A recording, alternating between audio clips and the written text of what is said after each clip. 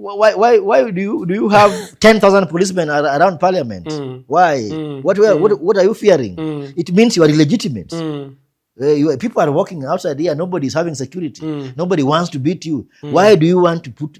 It means they have done something wrong. They are there illegitimately. So whether however much laws they pass, one day law will catch up with them. It's quite unfortunate that even the opposition had to go in bed with the government. And that's why you see from different quarters, people are saying the opposition has betrayed. But our stand has been that they don't have an opposition. What we are having are gangs who are fighting for power. Our four grandfathers and mothers who saved these seeds that we have today were never registered by anybody. So don't register. Grow your food.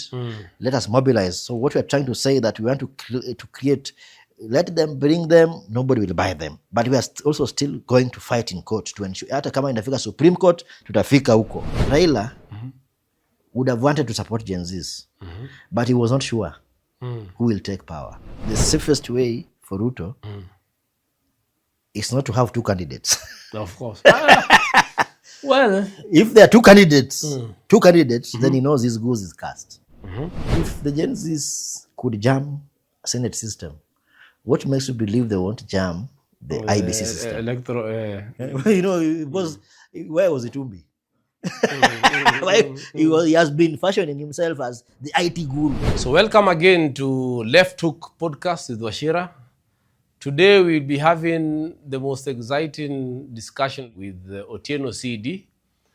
He's a legendary student leader. He's a political activist, social justice activist of big renown in this country and internationally. He is the general coordinator of the Kenyan Peasants League, and is also the leader of the Civil Society Reference Group. So CD will share with us a lot of stories, including his opposition to GMOs in Kenya, his experiences as a student leader in Kenya, and also his activism, general activism and political leadership in this country. He has contested for MP for Westlands constituency. He has contested for a councillor position back in the day, and is one of the most respected activists that we have in this country. So we'll have these discussions, and welcome to this journey of knowledge and information. Karibuni sana. Karibu wala. Fit sana. Long time. Salimia lakini mkono yangu ni mbaya kidogo. Kwani nini ilifanyika? Accident tu hizo uzeni. Pole sana lakini najua. Long time wala. Nimefurahi kuwa na wewe. Hata mimi sana nimefurahi sana. CD Otieno is a long time friend of mine. Yes. Long time activist. Ndio kabisa. Long time legendary student leader. Yes. Mambo mengi Asante sana. Na kuna topic kadhaa tutadiscuss leo. Tutadiscuss mambo ya GMO. I know that you have been at the forefront ya kuoppose hiyo. Kabisa. Discuss mambo ya student activism. Turudi maybe 15-20 years ago. Yes. To discuss mambo ya current politics pia. Because I know you've contested in Westlands. Ndio. You are an opinion leader in this country. Ndio. So those are the things ambazo tajaribu kucover. Asante. Na sasa tutaingia straight into the discussion. Ndio. GMOs. Kenya Peasants League mukapeleka serikali kotini. Ndio.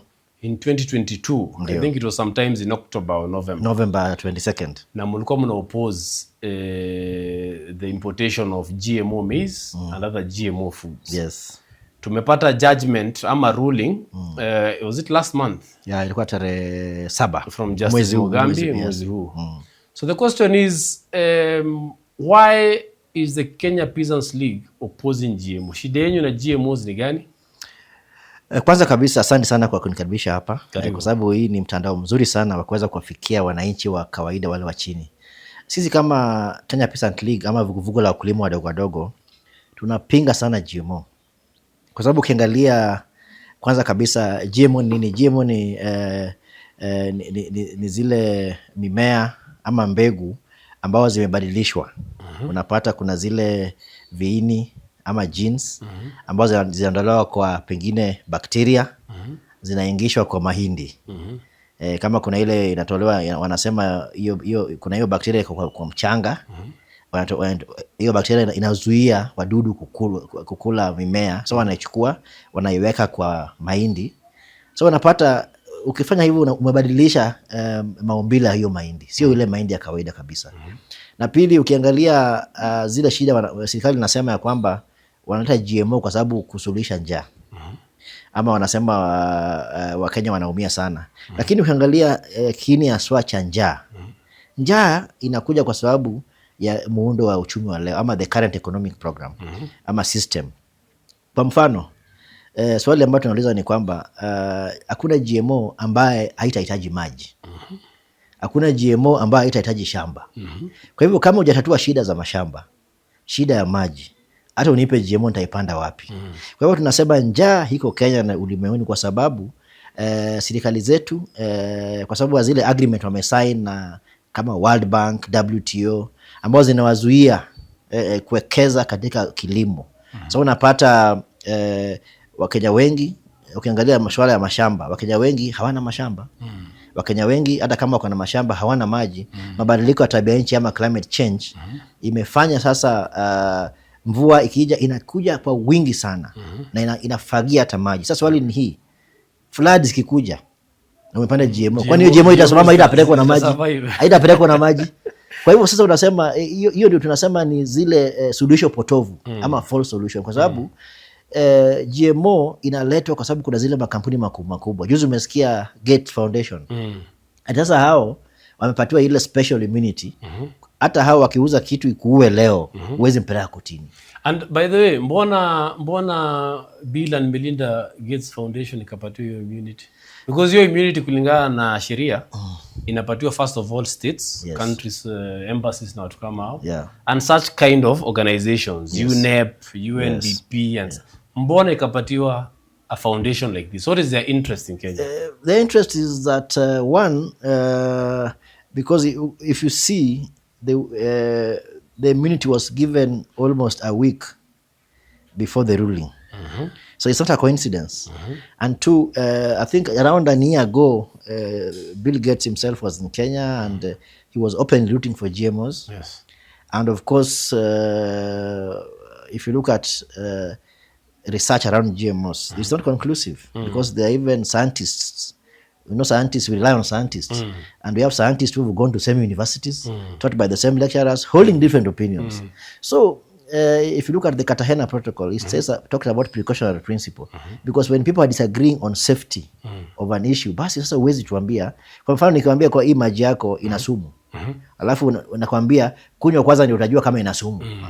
Kwa hivyo Cartagena po inasema kwamba kama tuna tofautiana kuhusu usalama huo maji, basi upeleke maabara utestiwe kwanza ndio tukuje. Kwa hivyo sisi tunaonelea ni kama hiyo immunity inakuja kwa sababu pengine wameona kuna madhara ambao atakuja pale, ama hao wenyewe hawajafanya utafiti, ama ya tatu wanatumia Wakenya kama vyombo vya kufanya utafiti, ama guinea pigs. So in case something happens, atakuwa responsible. Hatuwezi mpeleka kotini, hatuwezi mshika, nothing can happen to. Yes, na unajua hata ukiangalia IMF, ukiangalia World Bank venye imekuwa structured, kuna IFC, kuna ile inapatia serikali deni, alafu wako na kile kitengo cha dispute resolution.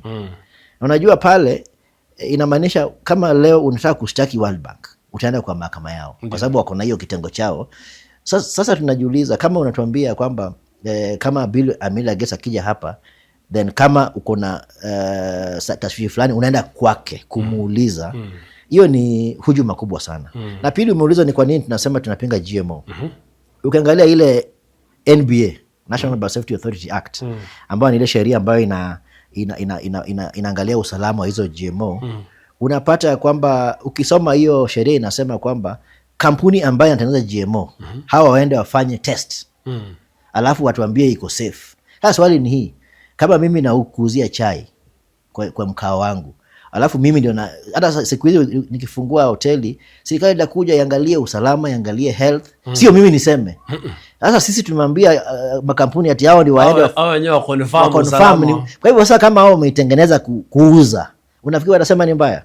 Ndio tunasema kwamba sheria tuko nazo saa hizi hazijahitimu. Ukiangalia mwaka wa 2012 kuna hiyo task force ambayo ama jopo kazi ambayo iliundwa na waziri wa afya wakati huo Beth Mugo wakati wa Kibaki.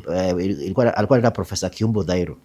Alifanya kazi na tarehe 13 mwezi wa 11 2013 alitoa ripoti na akasema ya kwamba Kenya bado haijafikia ile kiwango cha kukubali GMO.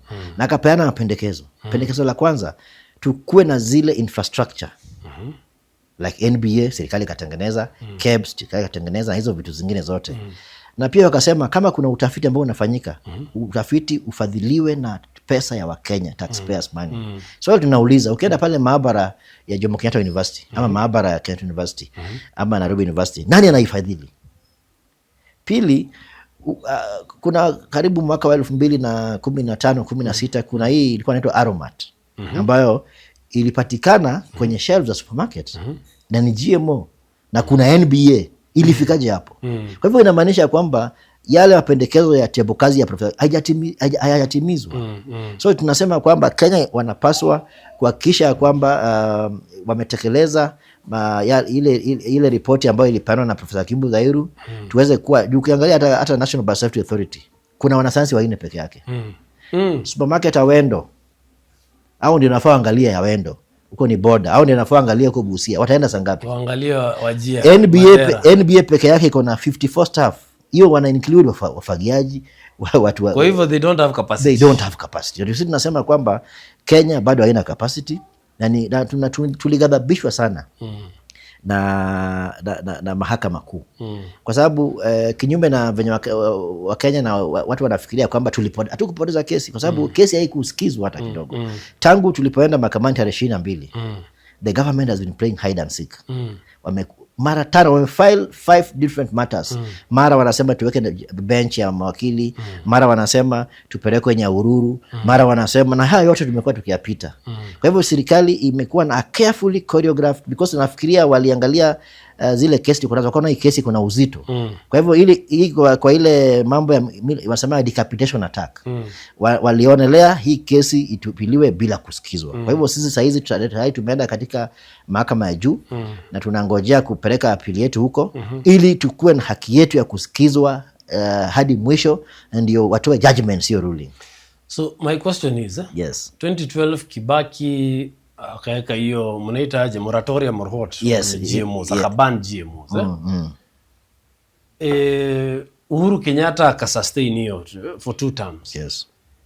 William Ruto president alipoingia, even before atengeneze cabinet yake, akitumia cabinet ya Kenyatta aka lift the ban, hiyo ban ya GMOs. In your opinion, because tumesikia mambo mengi huku nje, ni interest ya Ruto kwa GMOs nini exactly? Kwanza kabisa lazima tuangalie historia. Because si kama ni Bob Marley alisema lazima tujue historia kwanza. Ndio tujue tunaenda wapi. Mwaka wa 2008 wakati huo rais wa sasa alikuwa waziri wa kilimo. Alienda katika kongamano moja ambayo ilikuwa ya Kiafrika. Siwezi kumbuka ni nchi gani. Na alisema ya kwamba Afrika inapaswa kuanza kukubali mambo za GMO.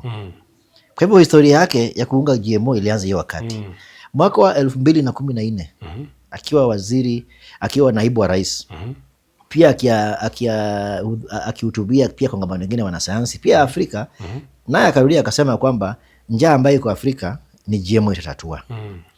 Mwaka wa 2015 bado akiwa naibu wa rais tena akatangaza kwamba serikali ya Kenya itakubalia GMO.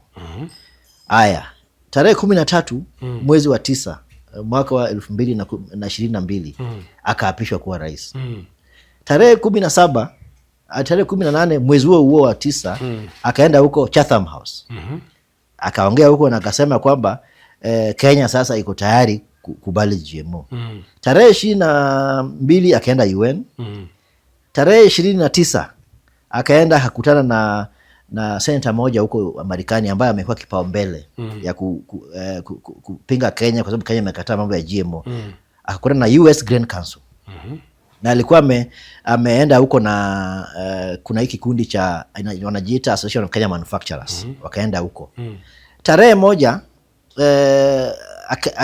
hiyo akifema wakaandikia cabinet ya kwamba wakubalie GMO ikuje. Tarehe 3 mwezi wa 10 GMO hakuja. Kwa hivyo hiyo inaonyesha kwamba GMO haikukuja kusuluhisha mambo ya njaa. GMO ilikuja kujaribu kusatisfy the interests of global corporation. Ukiangalia US Grain Council, akina Monsanto, akina Syngenta, zile makampuni kubwa kubwa ambazo ndio huwa zinasukuma mambo ya GMO. Na US Grain Council ni mfadhili mkubwa wa Akefema. So nafikiri ukiangalia hiyo historia itakwambia kwamba interest ambayo ako nayo sio interest ya kusuluhisha mambo ya njaa wa Kenya, ilhali ni ile interest ya kuhakikisha kwamba ametekeleza matakwa ya hizo makampuni makubwa ambayo yana support mambo ya GMO. But pia wakati mlikuwa mnapeleka hiyo kesi yenu, and I was also involved kidogo tukipiga research, kulikuwa na story ya kwamba Ruto mwenyewe alikuwa amepanda hundreds of thousands of hectares ya mahindi ya GMO kule Congo, na alikuwa anapanga kuleta hiyo mahindi yauze hapa Kenya, in the Kenyan market. Ndio. And that was one of the things ambayo ilikuwa inamsukuma, because wakati amekuwa sworn in was just a few months after amesha harvest. Kwa hivyo mahindi yake ilikuwa imekauka and ready to be brought in. Secondly, unconfirmed, but ilikuwa inasemekana ya kwamba Bill Gates na hiyo team yote ya particularly Monsanto na watu wenye behind that walikuwa wamefund kampeni yake. So hizi ni vitu zilikuwa zinatokeza baada kuwa sworn in pale. So those are just rumors, but behind every rumor there must be tumesikia hizo tetezi. Those rumors are there. Of course tuwezi sema tumeconfirm kwa sababu tujaenda huko, but hayo ni mambo yamekuwa. Lakini sasa ukiangalia the way the progress hizo mambo venye imekuwa, inaweza kuwa ni ukweli kwa sababu unapata ni kwa nini unaua msukumo. Ni kwa nini Wakenya wanasema ni kuna mbegi yetu. Unajua utafiti wa FAO ambayo ni kitengo cha UN ambayo inaangalia mambo ya ukulima na vyakula, inasema ya kwamba 70% ya vyakula tunayokula leo yanakuzwa na wakulima wadogo wadogo wakitumia 30% of the land. So 70% of the food produced in the world today is produced by smallholder farmers on 30% of arable land. So it means the corporates have got 70% of the arable land, but they're not feeding everybody. If you go to the US, GMOs, only 6% of the GMOs in the US are used as food. Only 6%. 94% is for biofuel, is for, animal feed.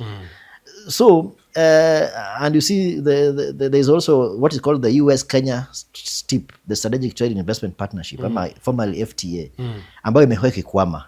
Na wakati tu Rais Ruto aliingia hivi, ikaanza. Kwa sababu mwezi wa 2002, at the height of the campaigns, kuna senator huko US ambaye, the US Trade Department, itoa ripoti ikasema kwamba wakulima wa GMO huko Marekani wanaumia sana kwa sababu Kenya imekataa GMO. Na wakasema ndio waanzishe talks za hiyo trade agreement, Kenya lazima ilift GMO. So hiyo inakuonyesha kwamba huo msukumo wa ku lift hiyo ban ya GMO iko in the interest of the corporates who want to sell for profit. Haiko hapa kutusaidia kama wananchi wa Kenya. Yes, ndio. Na kwa hiyo petition yenu pia nilikuwa nimeona mmerefer to the Dr. Jack Githai ambaye ni one of your ni one of our expert witnesses. Yeah. Alikuwa ameongea juu ya Seralini report. Yes. Ambayo ilifanywa 2012. Yes. Na wale scientists kutoka France and other countries wakafanya hiyo testing ya GMO on rats, panya. Na wakapata panya ambazo zilikuwa zinakula GMO zilikuwa zinashikwa number 1. Yes. Na kansa ya matiti, kansa ya akili, and other form of cancerous diseases kwa mwili zao. And that is 2012. Yeah. Na nikaona kwa hiyo petition mlikuwa mmesema ya kwamba after that report came out, most of the European countries ambazo zilikuwa zimeruhusu GMO zilikuja zikaban GMO. From France, Germany, and most of these countries. Yes. Yet here in Kenya, we want to legalize GMO na hatuna capacity ya scientists kama zile European countries. Yes, unajua hiyo report ya Seralini. Kwanza, Seralini mwenyewe alisema ya kwamba ile period, kwa sababu unajua ukikula chakula, ile chakula umepanda pale, wale hata simple biology, capillarity inanyonya minerals from the soil. Kwa hivyo unapata sometimes ukifanya research kuna ile period. Sasa alisema kwamba ile period ambayo GMO companies inatumia kufanya test is too short to be able for us to be able to see the impact. Na yeye alifanya yake for a longer period. So unapata hizi makampuni wanafanya 3 months, 2 months in a lab and they say it is safe. Lakini sasa unapata yeye aliweza kufanya yake I think for a longer period, maybe 3 years. Na akasema kwamba hizo akasema kulikuwa na tumors, cancers na vitu kama hizo. Na hiyo ndio ilifanya hata ukikumbuka from 2012 2013 kulikuwa sisi pia kama Wakenya hiyo wakati tulifanya maandamano tukasema kwamba kama European countries wamekataa juu ya hii ripoti. Na hiyo ndio ilifanya Beth Mugo akaunda hiyo jopo kazi. So jopo kazi iliundwa kwa sababu ya ripoti ya Seralini.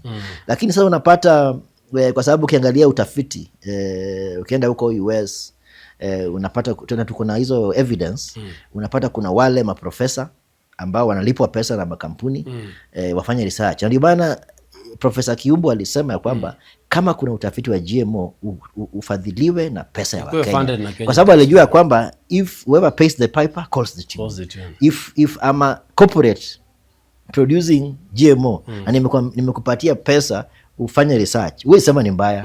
Na sasa sisi tunauliza wale maprofesa wako pale, naona wako kwa TV, wanaingia pale wakisema kwamba hao GMO ni mzuri nini, nani anawapatia pesa? Kwa sababu research ya GMO sio kitu ya kuenda kununua mandazi pale kwa soko. It's very expensive. Serikali yenyewe ya Kenya imekata research fund to the universities. Imetolewa. It is in the public domain. Serikali I think 1 year ago walisema wame reduce ama wametoa funding ya research. Hawa wanatuambia wanafanya research, pesa imetoka wapi?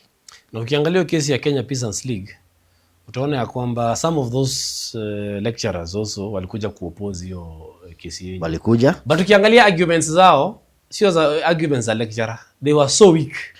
Hata unapata the arguments were so weak, yani they had nothing really. Unapata mwingine anasema ati hata sisi sasa atuongee juu ya GMO, sasa tunaongea kuhusu gene editing.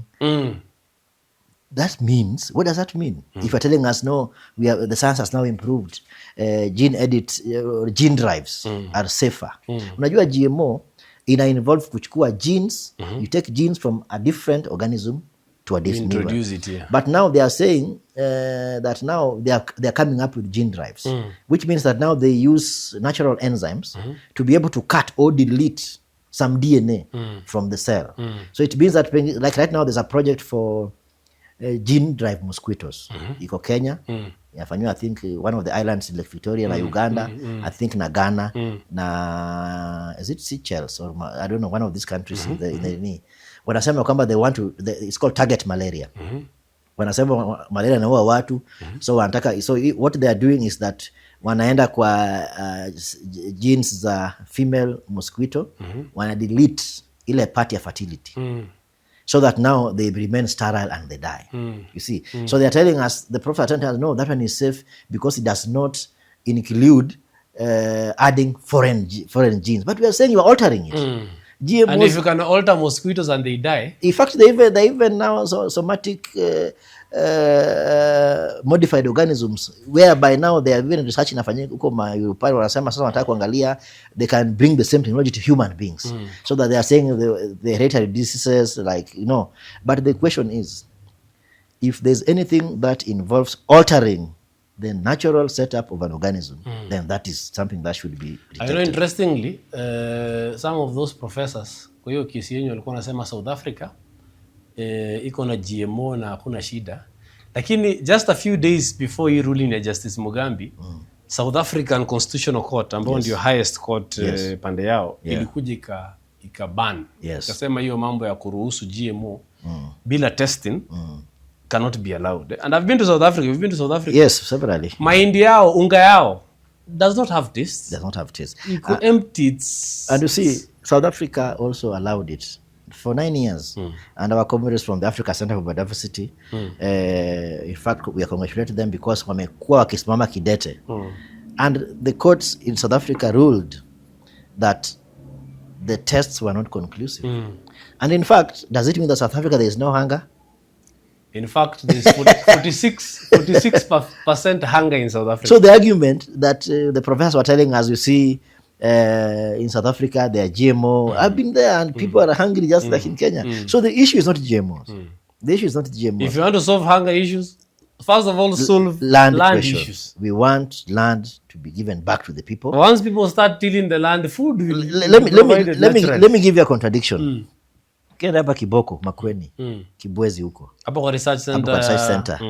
Kuna ile mahindi wanasema water efficient maize for Africa. Wema. What do we mean by water efficient? We mean that haitumii maji. Ama inatumia maji kidogo. Lakini ukienda pale, it's being irrigated 24/7. Wako na sprinkler the whole day. So we're asking them, okay, umeshai test, utatupatia maji pia? If you give a farmer in Lodwar or in Mandela, will you give them water also? So the government cannot run away from the fact that the problem of hunger is caused by the policies they have adopted. One, we must distribute land. This whole idea of saying northern frontier and therefore left, if you go to, we are not against cash crop. You know, they have what you call green deserts. We shall speak about green deserts. Because a desert is a space that is not productive. Ukienda hapa Kericho unapata majani chai. Throughout. Now Mount Kenya region, coffee. Farmers are uprooting coffee. Why? Because the orientation of our agriculture, the policies are geared towards export. Because Kenya is in debt, and they have to service debts using dollars, and therefore that's why the government is supporting food production system or agriculture that is export oriented. And they also need to maintain the neo-colonial relationships that were there. Exactly. Kumbuka hii coffee mna export hapa sijui kilo moja pesa ngapi. By the time inaenda huko inakuwa process, inakuwa Nescafe and what have you, it becomes very, very expensive. Very expensive. To the benefit of those Western and other countries. We are telling the Kenyan president, I don't know if it is Burkina Faso. That guy has not allowed GMOs. Yeah, he's not taking debts from IMF. But you are seeing positive results. Look at Mali. Mali, we are country where almost half of the country is a desert. We are seeing. So it's not about. In fact, in short, Kenya is a country that has been captured by corporates. By the way, you've mentioned Mali, and I've remembered cotton, BT cotton, ambao ni GMO kwa cotton. Yes. Ilikuwa tested in Kenya, in Mali on a large scale, and it failed terribly. Even in Burkina Faso? It failed terribly. In Mali and Burkina Faso, correct? In Burkina Faso, and in fact, even now we have traced some farmers, because even in Kenya, we have BT cotton that has been given to farmers. We have traced it. And you say the farmers were told, first of all, to sign agreements. That one, you are not going to reuse this seed. Two, you won't give this seed to any other person. Three, you cannot buy this seed from anybody else. You see, like if you look at today, the normal hybrid. Let's talk about the normal hybrid. And the normal hybrid of today, you can buy it in any aggregate. You can buy it from this company, you can buy it from this company, you can buy it from this company. And I can also borrow you. You can also borrow from me. But now, this one, it tells you, so it means that even if another company comes to sell GMO, once you have signed, you cannot buy from another person. You see, so you know, in the colonial times, it's said that the colonists came, the flag followed the cross. By the time we're opening our eyes, our land has gone. So you find those agreements are outrageous. So you find right now, even the seeds that we want to plant is not ours. There's a threat of biodiversity because you can't control pollination. Mexico is even pulling out of that because Mexico even tried GMO zones because people were arguing, you know, if you plant GMOs and I don't plant GMOs from this side, you cannot have a barrier to stop pollination. Yeah, so it means that there's a threat of contamination of our local varieties. So you find that in the next 10 or something years, our local varieties will be normal. And you see, producing GMOs is very expensive. So let nobody lie to you that what is being done at KU or at JKUAT, that they'll produce GMO seeds in mass. The seeds are already there. They're going to flood the market. And you know what they do? They bring those GMOs. Yes. They give them almost for free. Then the GMOs, vile unasema, inafanya cross-pollination, inaua zenyu. So now you don't have an option. Yes. Once options zako zimeisha, now they increase the cost and there's nothing else you can do. In fact, you cannot go back to the seeds that you had because they are no longer there. In fact, Mexico is even now making an appeal worldwide for varieties because the GMOs have failed. And in fact, if you look at soy GMO in South America, is produced for cattle. So who will produce for the people? Yes, not everybody is. We have vegetarian people who are not eating cattle. So you'll find that even some of the seeds that are going to be produced in Kenya are still going to be exported. But even in your own petition, Dr. Gedhae says that when you feed GMOs to cattle, you will still eat that meat. You still eat that and meat. It will still come into you and affect your own DNA. And scientists, either through genetics or epigenetics. Yeah, you see, and scientists are still globally arguing among themselves. That they are saying, yes, some are arguing, it can't. Some are arguing, yes. So that is a reason enough for us to stop it. Because if scientists are still arguing among themselves, and you see, the reason why again we went to court. The National Biosafety Authority Act mandates, it's only NBA that is mandated to advise, because they are the ones who have scientists employed to do that work. And ideally, it is the scientists of NBA who should have been conducting research. Why are they not conducting research? Because there are no funds. Secondly, the cabinet can only act because it is the cabinet that lifted the ban. We wrote to the NBA because the cabinet memo or the dispatch said we acted on the advice of NBA, Food and Drug Authority of the US, European Food and Drug something, and NBA. We wrote to NBA, they didn't respond. We wrote to all of them, they didn't respond. But once we went to court, the NBA responded to us and said they did not advise the cabinet. I'm wondering whether the Justice Honorable Mugambi saw that. Yeah, because NBA, which is mandated to conduct tests and to give direction, did not give. They said, it is on record, it's in the court papers. They said we are not involved. So you see that ruling by Justice Mugambi was very unfortunate. Very unfortunate. Very unfortunate because particularly given that inasemekana kwamba hii serikali ya Ruto is compromising some of these courts, we hope that is not what happened, because the case which relied on ile LSK huko Nyahururu, yes, was only concerned with public participation and environmental issues. That is why ilikuwa ELC. And they were concerned about public participation on the process which the government used to release BT maize for field trials. Correct. Your petition, together with the Katiba Institute, will represent organization, which organization? BIBA, Kenya's interested parties. Yeah. You were saying that there are these medical concerns. Yes. Yeah. So there's human rights issues, right to health, right to life. Yes. Those are things that are not addressed. Because we were having like 7 different issues. And I think LSK matter only touched 2 different issues. So even if the 2 issues that were LSK was dismissed in Nyahururu, what about these other 5 issues? What about the other issues? Yeah, so hata fadhali angesema okay, public participation tumekubaliana, sijui BT maize. And you see public participation in budget making process. And public participation in them is climate change adaptation. Yes, they are public participation, but they're on different issues. Because even as we were saying, our argument was, we also talked about public participation, but we are saying that the process for putting the ban was as a result of public participation. Professor Dairu's task force went across the country to be able to get the views, and the views of they met universities, they met scientists, they met farmers, and they said we ban GMOs. We were saying that if the government wants to lift the ban on GMO, they ought to have gone through the same process. The LSK one also talking about public participation, but not on importation and exportation, and cultivation of GMOs. They were focusing more on the process which the government released BT maize for field trials. So those are 2 different things, diametrically opposite. So, and the casual manner in which Mugambi dismissed the matter, I think it can only be compared with the casual manner in which the Supreme Court of 2013 dismissed the petition. It was very unfortunate.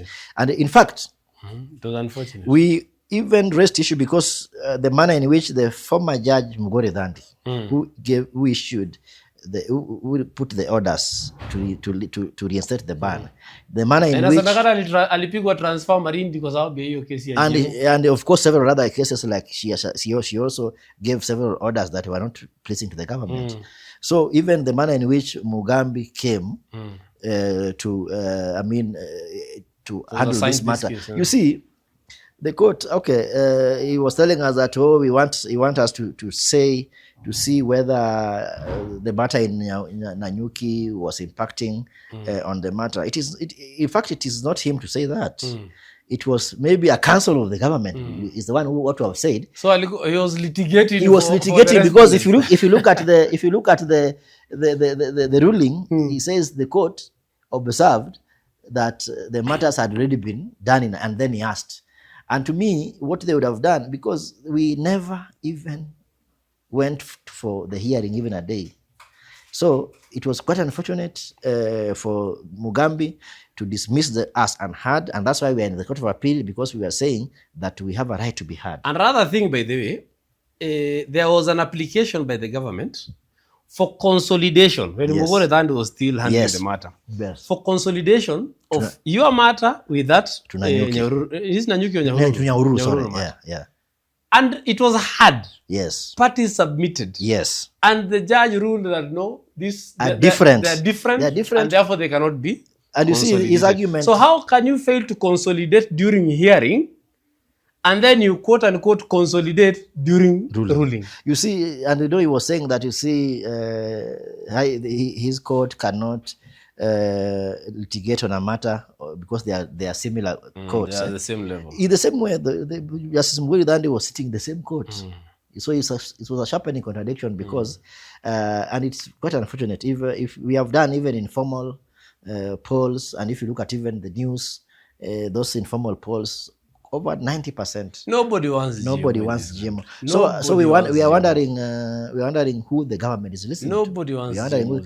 And in fact, it is a very, very, very bad precedent. And if you look at even the issue of, leave alone GMO, look at even the issue of impeachment of the deputy president. The deputy president has gone to court saying that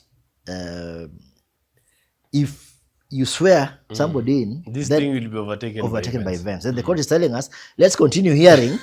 You see, let's continue hearing. So I think the judiciary has also been captured. It has been compromised. We have gone back to the days of Chunga, and we need another radical surgery. And that's why we are telling Kenyans that the judicial authority is derived from the people. And right now, we have gone back to the people. We are now collecting petition signatures from farmers in support of our appeal. We are also mobilizing. We have established food cooperatives because now we want to create green zones. We want to mobilize farmers. We want to, because the government right now is coming up with around 19 laws, amendment laws, Mang Bin. We have got the livestock.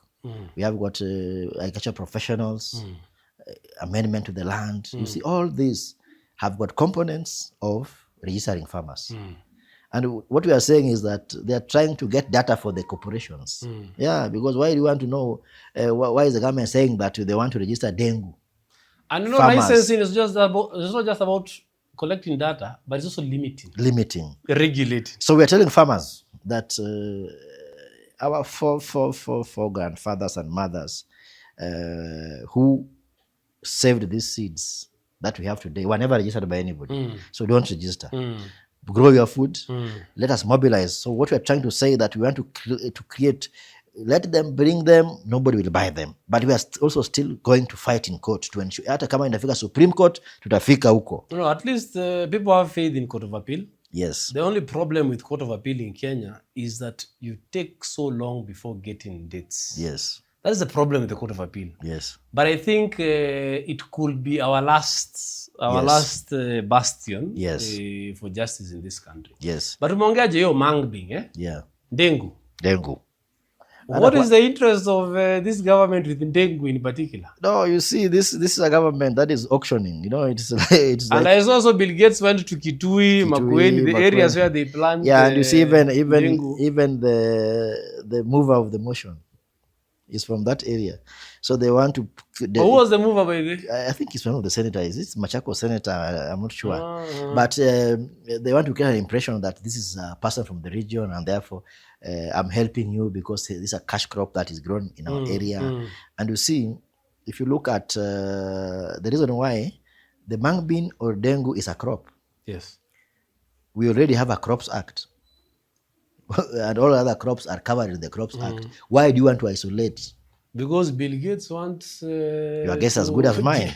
Yeah. GMOize so you see right now and probably use us as guinea pigs. And that's why anapewa immunity. So utasikia ule senator alisema nimeondoa hiyo bill kidogo ndio tuweze consult. Then juzi wameorodhesha. They brought a schedule. A schedule. They schedule it. You know, if you look at the Crops Act or even the Seeds and Plant Varieties Act, the scheduled crops or the indexed crops are the crops that are, of course, the government has taken as crops of nutritional value, and therefore they have to be preserved and supported. Now they have come now again using another route. Now they are scheduling or indexing this. What we are telling them is a serious government that is I hear them saying they are Pan-Africanists. You know, which Pan-African... That was for the first 2 months. Which Pan-Africanist will... They no longer talk about Pan-African. That was the first 1 2 months. Which Pan-Africanist will rely on foreign seeds? Which Pan-Africanist will want their citizens to be fed by food from outside the country? So all that, for lack of a better word, is crap. Yeah, and Mung Bean Bill, you know, Livestock Professional Bill, you look at the Seeds Act, all those are things that are written in Washington, D.C. or London, and you know, our MPs are just being given, go and present this. Right now you are seeing this, there was this bill that was passed in the National Assembly. Now the MPs are going back and saying, no, we didn't know. That tells you that this... So even Adani, yes, you saw MPs the other day clapping, and yet none of them raised a finger when Adani was coming in. I think it is a sharp verdict. And you see, to us, the parliament was impeached on 25th of June because the legislative authority is derived from the people. The people went and told the members of parliament, and you see, the members of parliament literally ran out of the parliament. You see, so however much they go back there in suits, you know, why? Why do you have 10,000 policemen around parliament? Why? What are you fearing? It means you are illegitimate.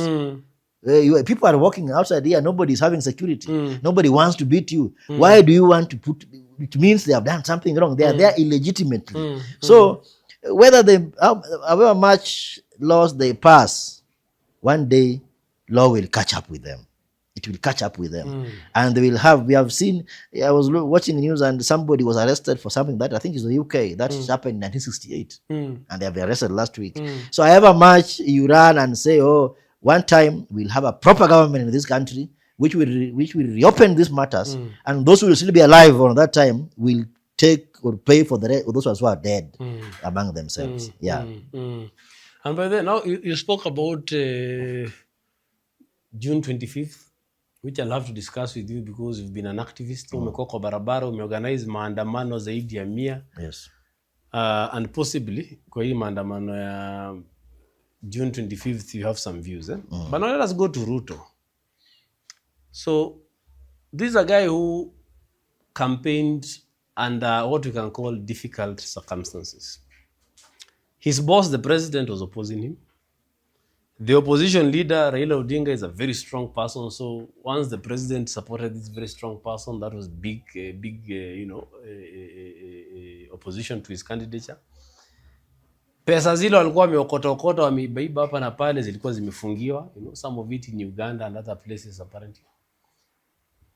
But he still won because he tried to reach out to, of course there is even controversy around that, but at least he tried to reach out to the masses.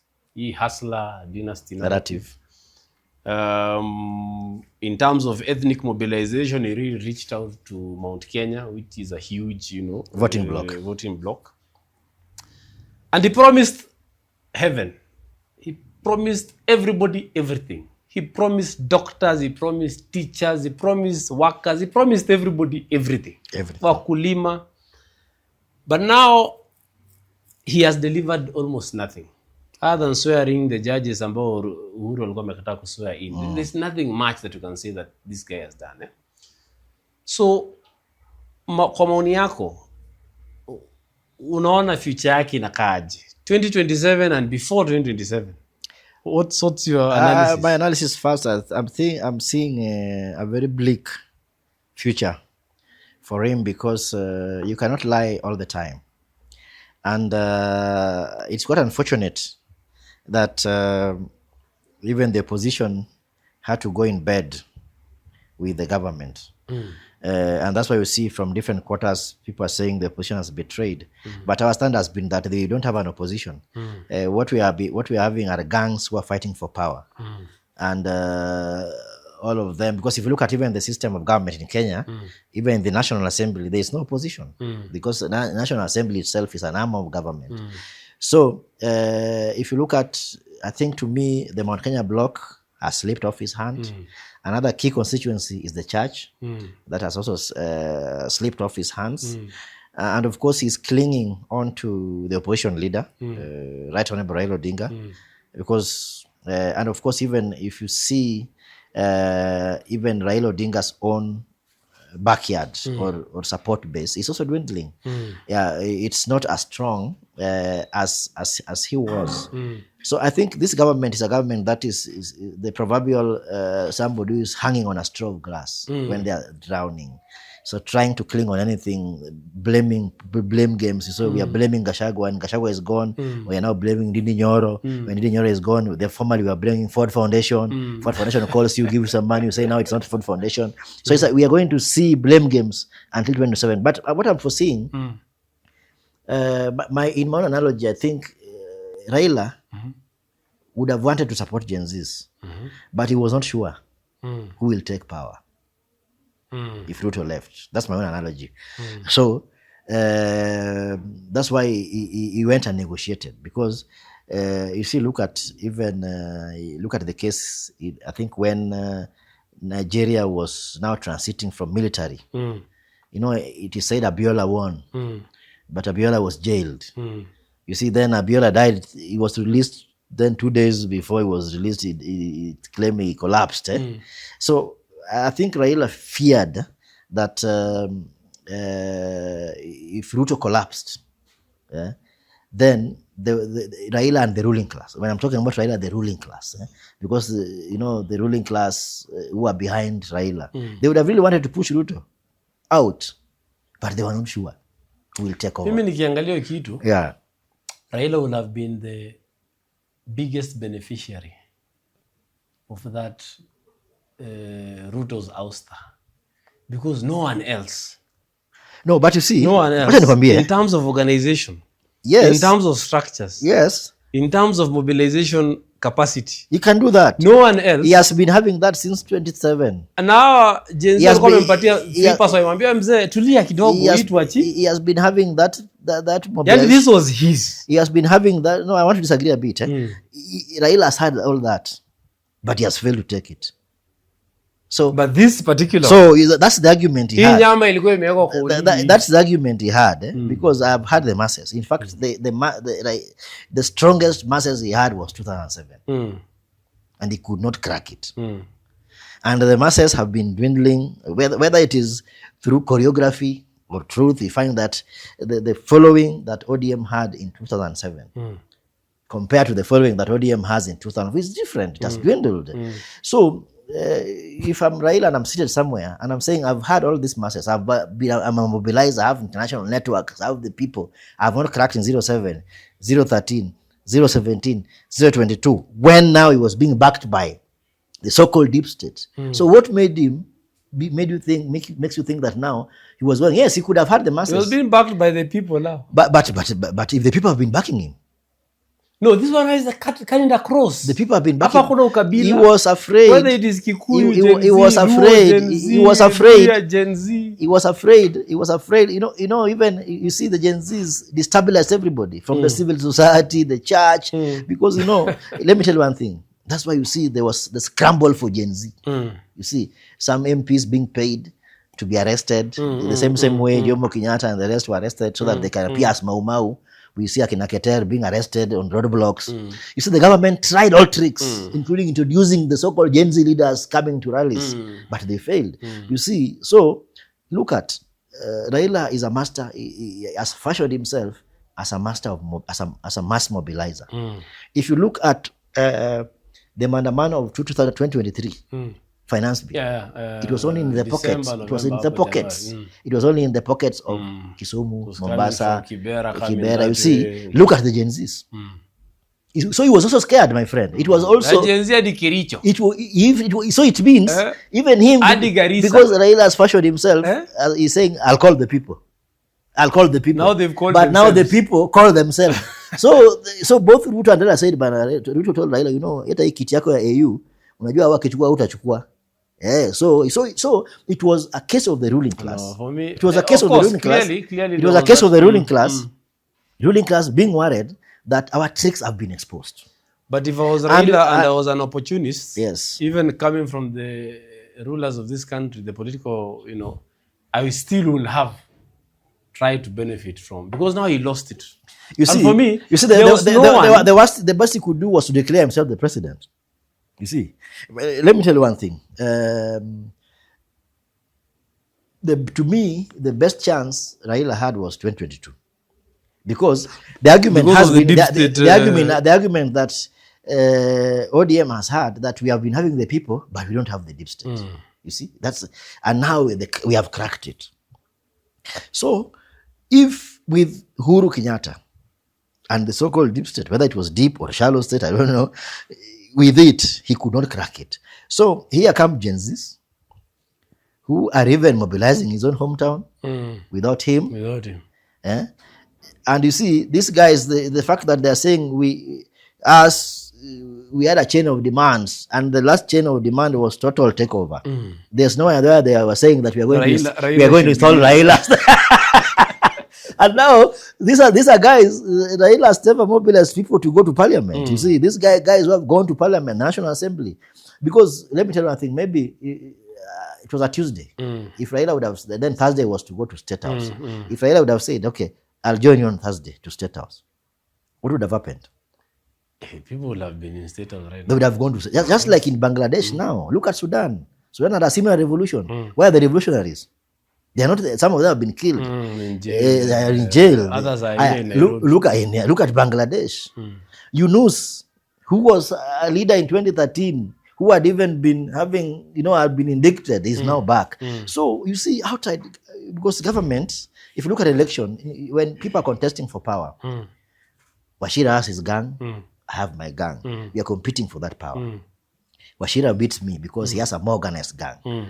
And you see, if you look at the state and sub-states, these sub-states struggle to capture the state. And once you have captured the state, you control the state. But if there are still stronger sub-states outside the state, you are threatened. But if these sub-states who are competing for power are disorganized or crumble, the military is the second most organized. And Raila is looking at himself and says, do I control the military? Do I control the police? No. Because he could still go there and the military can just say, okay, I miss you. Transition government, and you see, June 25th, first of all, and you have been in many demonstrations, kuna ingine tulienda na wewe, tulikuwa I think watu 9. Hiyo ya security bill. Ile uligonga gari. Bana sio. Ile uligonga gari. Acha watu sababu mimi niligonga gari, lakini bila gari niligonga bana. Leo was radi na wewe, siko naangalia mbele. Then I had boom. And I woke up and ran. And the first case ya mtu kugonga gari. Tukaingia Holy Family. Babeza zile kae. Tukaingia kwa bookshop. Kwa bookshop. I remember very well. Yeah. We were with Akina Nali, Recho Mwikali, Akina Recho, the team Kome, Olal, Kwamboka, yes, the team, yeah. But I'm saying, kitambo kidogo. This is the Unga Revolution. Unga Revolution, yeah. You were there. Yeah, I was there. You were one of the conveners. You were one of the organizers. Wewe Muliali and others. And the team, yeah. There were times we had small demonstrations. Yes. Kuna wakati tumestorm Nyayo Stadium. Siku ya Kotu, Labor Day. Labor Day. Yes. kuna wakati tumefanya maandamano kubwa. Yes. Yeah, tumepeleka ma petition hapo Harambee. When people used to use Harambee Avenue. Unga Avenue. Remember that time? Unga Avenue. Kibaki used to go to office. Yeah. So people used to. Raila used to go to his office. The other Annex. office here, the opposite side. Harambee was wherever Annex. It is, where the deputy president is. So you've organized big demos, you have organized small demos, but in the history of demonstrations of Kenya, in Kenya, for our generation, we have never seen anything like what happened on June 25th. Yes. And also June 20th. 20th, yeah. Because June 18th was the first one. And me, I was there, and with some of these veteran activists. Tumefika pale, and we could see one, it was not the ordinary demonstrators. Ama activists ambao walikuwa pale. It was young people, young girls, young women, young men, very brave. Hawaogopi. Hadi kuna wakati walikuja wakasema wote washikwe, lorries. Na wanashikwa ndio, they can continue with the thing. For me, when I saw that, I told Naomi, see, this is different. Number 2, the demonstrations zilikuwa za reject finance bill. But discussion, chants zilikuwa Ruto must go. So they had changed. Qualitatively, they had changed. From demanding for small things to demanding for a whole seat. And you could see that there were people coming from the universities, from where, but there were also ordinary youths coming from the lower side. Yes. Wote walikuwa wameungana wamesema they are fighting this, and they were very brave. Yes. Na walikuwa na mbio. Yes. Polisi wanawakimbiza waweze wafikia, sio kama wewe umezeka hapo unaweza fikiwa. Tear gas inarushwa, they don't run away. Wanarudi. Yes. Then 20th comes. It's huge. The only problem was it was not organized. In fact, your 20th, if the youth that Thursday, if they wanted to go to parliament or to state or wherever they wanted, they would have gone. But hakuwa na ile coordination, hakuwa na organization, hakuwa na leadership, hakuwa na nini. So there were many, but they could not. The police are few, but they are organized. So it's not very easy to crack them. But of course, the government makes a mistake. They shoot Rex Masai hapo nje ya Avenida when people are just, chanting there. They go on and kill another one. I can't remember the name right now. And everybody now, next time we are there. 25th June, I'm coming from Thika Road. I was with Gitahi, Comrade Gitahi. Tunakuja hivi kwa gari, there was an army of young people marching towards town. Na wamefunga Thika Road. One side. Marching. Na ukiangalia nyuma, you can't see. You can't see the end. Huu ni mwisho. So we drove, parked the car somewhere in town, then kaingia town, kakutana na akina Kasmol. Kasmol ananiambia na timu yake, wametoka huko Ruto, ati hajaiona maandamano kama hii. Nikamwambia listen, na watu wengi kama hii. Nikamwambia wala watu nimeona wakitoka Thika Road are more than the people who are here. Yeah. So today, Parliament is going to be breached, whether they like it or not. People are going to be killed if that is the recklessness that the government is going to. And they breached Parliament. Of course, if they were organized by Satano, Sasito, wangekuwa wamefika. Only that there was lack of coordination and organization.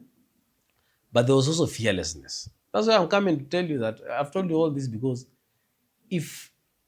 and then Ruto hiyo saa 3 usiku alikuja akaita watu criminals. Sasa kama ni hivyo tunaenda State House. And me I was sure this one is going to end up at State House. I was there on 25th, I'd be there on 27th. Well, you see, I agree with you on the level of organization because to me, if the demonstrators would have used Parliament as a Tahrir square, you see, they say we have captured this, and because that lack of coordination, then you see, like we say, the police, they know how to break the movement, they cut you into bits, isolate you. Yeah, but if that particular force would have been sustained at the National Assembly And then it became now the people have captured one arm of government. But the moment the people retreated and went back home, it allowed the government to reorganize themselves. And of course, I don't think that Raila did not have that thought. But of course, by the time people were retreating and saying we are coming back on 27th, a lot of debates and discussions happened. Even Ruto came and said, I may reject. Rejected the bill. And also reaching out to people like Raila, please don't do this, we are going to give you this, you see. But me, I still think that if Jacom was very sure that he was going to sit on that seat, he would have noticed it. If he was sure, even you, ordinary person, if you are sure that the Gen Z are going to say you are the president, but the moment there's an iota, because you don't know, and you see these people have got a lot of interest in terms of wealth, businesses. You see, they are the owning class in this country. So you see, if I'm not sure whether tomorrow I'll transport my products, milk or gas or whatever, you'd rather have. I would rather have that. And you see, Raila is still a beneficiary today.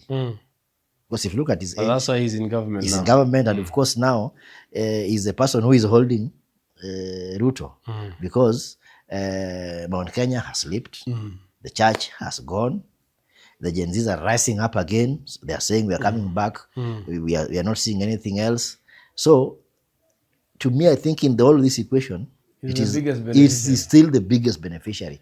And you see, today, if Gen Zs call a demonstration, or tomorrow, if Gen Z's got a demonstration, Raila will be on a different standing than when he was on 25th June. Because he's now in government.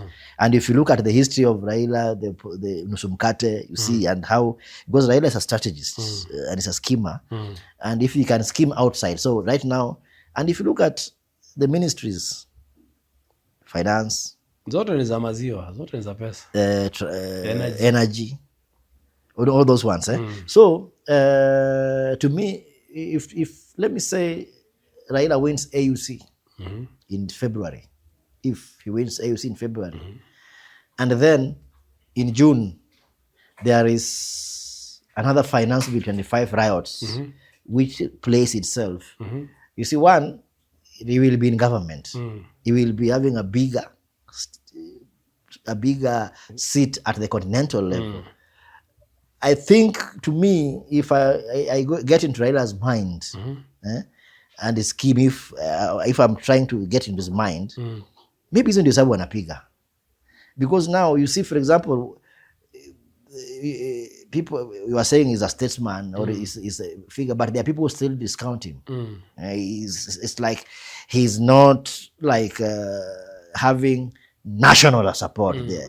You see, but now when you are an African Union Commission chair, definitely now nobody has a reason to oppose. And even the continent and the UNs will say that if there's a caretaker government.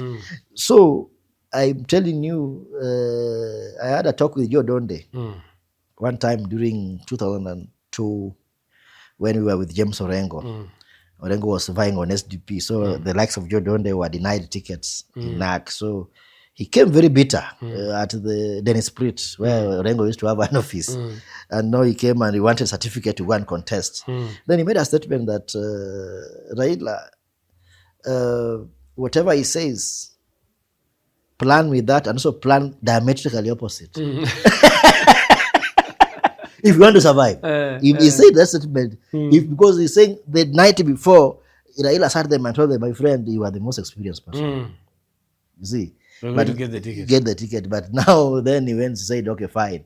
And you see, the Donde bill, he was very famous. And then he said, okay, I'm known in the country and nobody can. So, Raila is somebody who calculates. He doesn't make a move haphazardly. You're a person when him to a ground. Yes. Raila ameenda AUC next year. Ameanguka. He will still come back. What will happen now to his what do they call the broad base now with Ruto? He will still come back and he will still negotiate. One, because what I'm foreseeing 2027, I'm foreseeing a situation whereby Ruto will run definitely. ODM will have a candidate. I'm foreseeing a situation whereby, because the safest way for Ruto is not to have two candidates. Of course. Well, if there are two candidates, then he knows his goose is cast.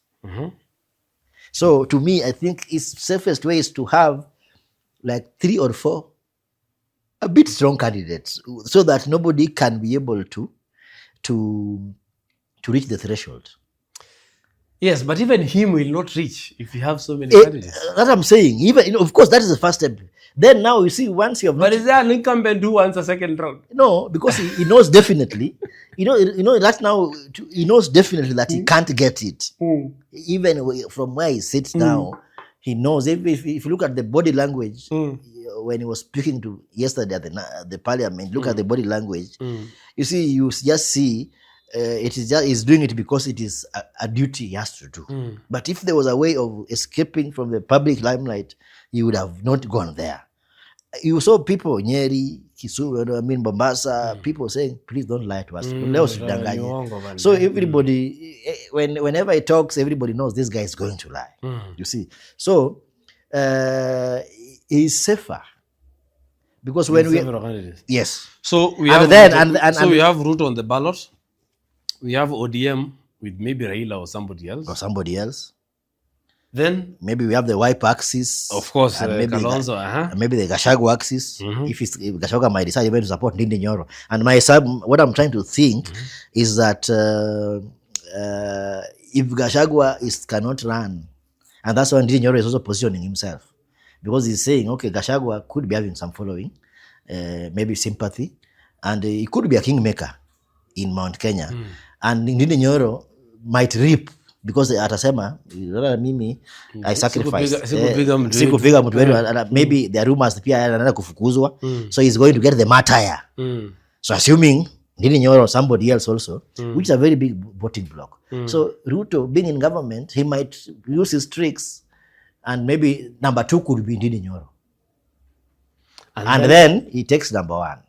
And then Ndindi Nyoro comes and supports. An ODM without Raila could be number 3. And then in the runoff, maybe ODM merges. You see, that could be the maths.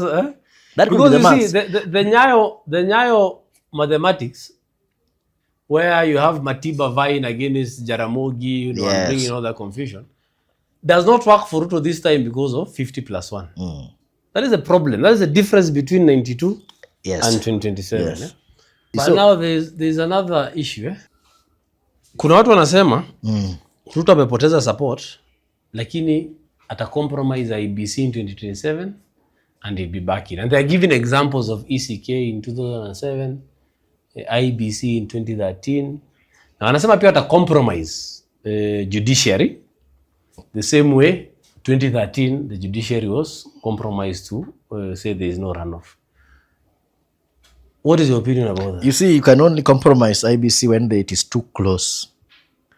That's what I'm telling you. If in a situation where we have 2 candidates, it will be, his goose will be cast, because the gap will be that wide.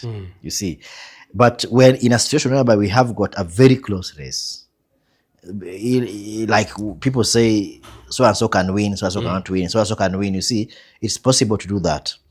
But in a situation whereby, the fact that people are even saying that... it says that... Yeah, the fact that people are... You see... That means that everybody knows the ground is gone. It's all gone, because the fact that... that is IBC. Yes. What about judiciary? Mutunga came, akasoma judgment 5 minutes na disappear. Yeah, so you see, the IBC is the first port of call. So, Nani, what is this lady called? Martha. Whoever, Martha. IBC is the first port of call. You see, because what happens is that play with the IBC, then come to courts. But you see, and then when you come to last elections, 2022, there was a possibility where the IBC, the Cherera 4, if it was based on majority, could have come and read out their own results. Right? Yeah, I think... For the purposes of national security, what have you, all those things. Yes. And it is those results that you take to the Supreme Court. So it can be close at the real vote, but IBC announces something totally different. Shocking to everyone. Yeah, I think that's why. And people will not go to the street quite immediately because they'll say, no. Kuna Supreme Court hapo. Kuna Supreme Court. But you see, even if you look at, and that's an issue that was raised by many people, because Cherera 4 are being asked, you are saying the results are bad. Which one is good? So I think, and whoever people who are now talking about restructuring YBC, I think they have that in the back of the mind, because if you don't have, if you have opened an hotel and then I tell people your hotel is bad, hiyo ni mbaya na mimi sijafungua yangu, then people will simply want to eat. They'll still come to your hotel. So it is true that when Cherera 4, but I think now moving forward, those are the loopholes that even in the process of reconstituting the IBC, those are issues like who has the memory, who has the data. To me, the Cherera 4, I think Ruto mastered the game because in 2012, you know, Uhuru is not cut from the political cloth. He's been born in privilege. And therefore, to him, in 2013, 2017, Ruto was an errand boy, mtu wa mkono. So Ruto was the one who was fixing the nominations, fixing the political wars, you know, things like that. And Ruto was the one who was being sent to go and fix the IBC. So in those spaces, he actually mastered. And that's why Ruto said, when he saw Gachagua starting, akaona, sitamwachia nafasi, because he knows Gachagua was taking the same step. And alijua nikimwachia figure 2027. So you see, Ruto knew how the IBC works. He knew how the system operates. He knows who has the memory. And those are the people he targeted. You see, so it happens that maybe saizi kwa mkutano mimi ndio niko na minutes. I'm the one who has the minutes and the records and the files and everything. So you say you are the chairman, but where is your document? You don't have it. So and I think the reason why even Raila side, they relied on somebody who does not have networks at all. Uhuru was relying on state machinery, but the state are people. States are people. You know, like I remember when I was in the University of Nairobi and we were expelled, and Gachagua was telling us, it's not me, it's the university that has expelled you. You go to the dean, it's the university that has expelled you. So who is this university? The same as the state, the government has. And Ruto, actually, because Uhuru, the way he joined politics, he was pushed. He was picked and pushed, so he didn't have that memory. And Ruto had a privilege of working under Moi, who was also another very big schemer. He worked under Raila, another very big schemer. And combining these two, when he found Ruto, who was kind of a political neophyte, who does not know grassroots mobilization, so he got a field day. So he actually organized and knew. And if you look at the people, in fact, Uhuru alitoa makucha to survive from ICC. Yes. Why not for that? And even the makucha ICC, it was mostly being pushed by the mother by Michuki and also the Ruto mobilization on the ground. So Raila and team were relying on somebody without an elaborate network. If you look at Chebukati, when Chebukati was contesting on ODM, he claims he was denied the ticket. So you see, when people were nominating reps to the IBC, Ruto was very strategic, picking people who have a beef with you.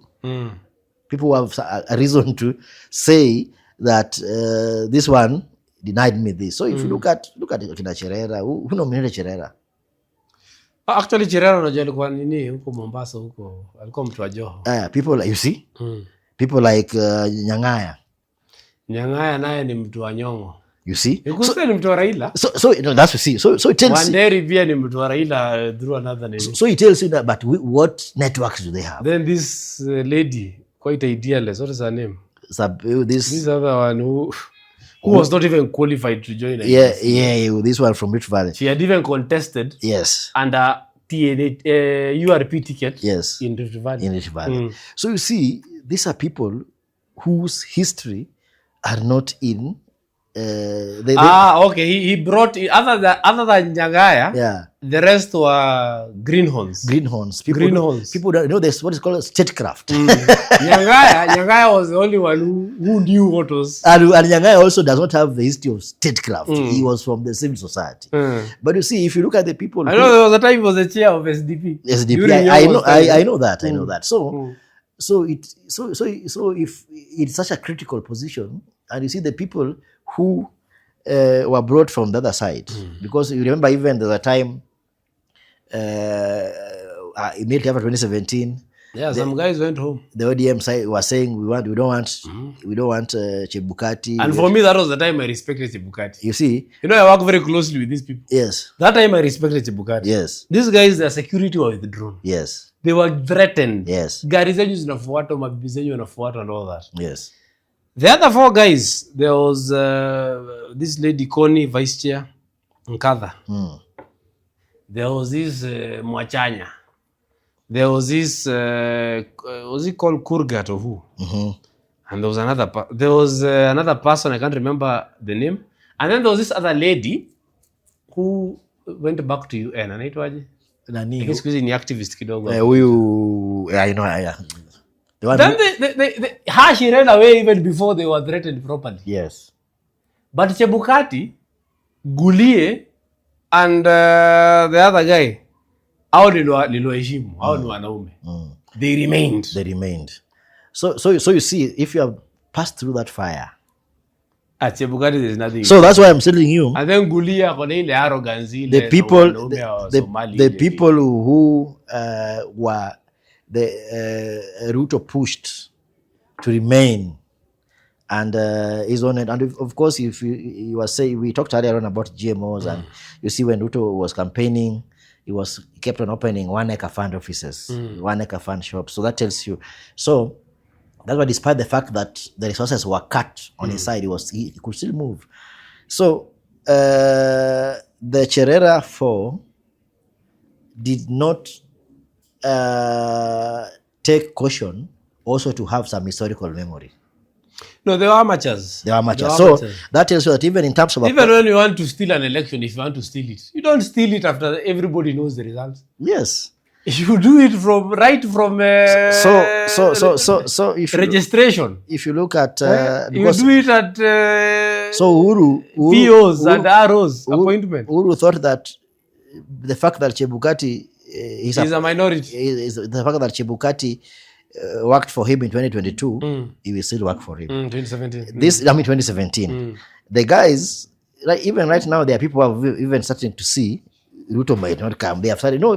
In government, if I see you are thinking, everybody wants stability. So Chebukati after 2017, he had known that Uhuru is gone, and he wanted to secure himself. So I think that is the game that was played. So you find that the Cherera 4, they were greenhorns, and they did, because they were even being asked, how are the results stolen? Even they come up with 0.01, what that is. Look at even Githongo. The issues, the evidence that Githongo was presenting. They were trying to bring the ones from 2013 and they could not work in. They could work, you see. So it tells you that literally the ODM side or the Azimio side were not prepared. They were not prepared. They were relying on somebody ambaye ana ground at all. You see Ruto can still, as you have said, is in government. He can still, and Ruto he has energy. He's an aggressive person. So he'll still pose a very big threat. But Raila, as we finish on this topic, Raila, of course, the Cherera 4 are not very effective people, but they are people who could take instructions. Yes. Right? Raila's people are experienced. Somebody like Nyong'o, that is not somebody who will teach statecraft. That is somebody who's been there. Akina Orengo, they've been there. All these people, other than the greenhorns, Pia, Akina Junet, those ones, but the others have been there for a long time. Why couldn't they drive that agenda right from the word go? Yeah, because you see, you have rightly said the Johos, the Junet Mohammed, those are greenhorns. And you see, they were not given space. If you look at even the transition within ODM, when people are saying Orengo, in fact, Orengo said that he wants to be the acting party leader. You see, he expressly said it. but it fell to Nyong'o. So you find that the Orengos and the Nyong'os and the people who perhaps had have known how the system operates, they were sidelined. The Junet Mohammeds and the people like Joho, they don't know, because they had even started saying, I'm the minister for land, I'm the minister for what. But would it have been that Orengo angekuwa pale, Nyong'o akuwe pale? We have those experienced people. I'm sure they would have deep state they would have given Raila a different result, advice. You see, a different advice. Now, because look, how can you explain that to we don't need agents? Because Central Kenya, Uhuru anatoka hapo ata handle. The police are there, our people. You know, the police are also people. They are also human beings. Again, who is the government? Today, if you say government has arrested you, who is government? So, government are people. It's a network of people. The question is, who is there? Who is taking this water and giving it to you? Because if the government has to give you water, somebody has to carry this one and give it to you. Who is the one who is carrying it? You see, that's the question. So, but let us go to the judiciary, yes. IBC. And I'll come to IBC, saitu. But to the judiciary. Hiyo kesi yenyu ya Kenyan Peasants League, we've seen how it has gone. Clearly, there was no justice there. We have seen Justice Sifuna. The guy came, is a new judge, amefanya judgments zingine kali. Recently, ameachilia mtu na kesi ya corruption. The guy could not explain, I think it was the Kanjo guy, he could not explain how he got the wealth. Millions, billions. The guy was freed. We've seen certain, here, Rigathi Gachagua. Clearly, everybody could see, ni kama nyumba yako itataka kubomolewa, umeenda kutafuta injunction, alafu unasema, acha ibomolewe tu. Kesi endelee. So we are seeing a situation where the judiciary is seemingly becoming more and more compromised. So IBC has announced wrong elections or results. Ruto has 40% or 35%, imesemekana ni 50.001. It has gone to Koome and the rest. What happens? If nothing happens to the judiciary now, I think they are likely to rule in favor of the government. And if that happens? You see, one solace that Kenyans have, because you know, you said earlier on that on 25th ulikuwa pale and you saw different types of people. People, not the normal protesters like Kina CD, civil society groups. I think what happened 25th is a hope for Kenyans. That there'll be a pushback. There'll be a pushback. And what happened 25th is also a hope for Kenyans that we don't have to rely on politicians to mobilize. Because in the past, it has been Raila tuite. Or nani tuite. But hii hata iliogopesha yeye mwenyewe. The master planner. So, there could be serious resistance. And I'm foreseeing even between now and 2027, there's going to be a lot of instabilities running in the streets. He might not even get there. Yeah. So in fact, before 25th, I was meeting some people in Wangige. These are meetings, public participation. And one gentleman raised, another old Jama raised his hand and asked us, wachana hii maneno, who can stop the government? That was, I think, around May. And everybody was hopeless. People were saying, you know. Then on 26th, that guy called me. Tumepata sasa, sasa unakumbuka ile debate. Now, sasa tumejua huyu jamaa sasa amepata, you see. So, and you see the kind of you know, like I was somewhere around Kangemi when it was very hot on 25th. And then people were running and it was tear gas. So you had to take refuge in, because there was a very big mass that came from Kikuyu along Wayaki Way. Marching to town. Then Kangemi, you know, they passed and now people are being tear gassed. So when it was broadcasted in news that parliament has been breached, everybody was there celebrated. Everybody was in that place. You know, I thought people were saying, hawa ni mabaya bana, mbona wanaribu? No, so it tells you, I think there's hope. There's hope that there's going to be resistance. It's not going to be business as usual. Yes, there's going to be resistance. Yeah. So, one thing that I am agreeing with you, I'd agree with the Kenyans, not just you, because you went into a ground, is that Ruto has a big problem. Very big. In 2027. People have been saying that Ruto will rely on IBC, will rely on the judiciary. Lakini mimi, I beg to differ. Because it's the same narrative yenye akina Uhuru na Raila walitumia 2022. That wakona deep state. That is what now Ruto is bringing now. Right? Number 2, he 2027 Ruto hata bribe IBC na judiciary. It's like when you go into a boxing match. So I'm fighting against you. You are the better boxer, but nimehonga referee, that is IBC. Nimehonga judges, that is Supreme Court. Then tukianza kupigana nayo unipige knockout. Once you give me the knockout, there's no way the referee will assist me. There's no way the judges, hata kama wangefanya nini, the best referee can do maybe a count pole aseme 1, to slowly. But if I don't wake up from the knockout, there's nothing that can do. Because now, if you look at Ruto, one thing, Mount Kenya is gone. It went even before he had issues with Rigathi. Mount Kenya is gone.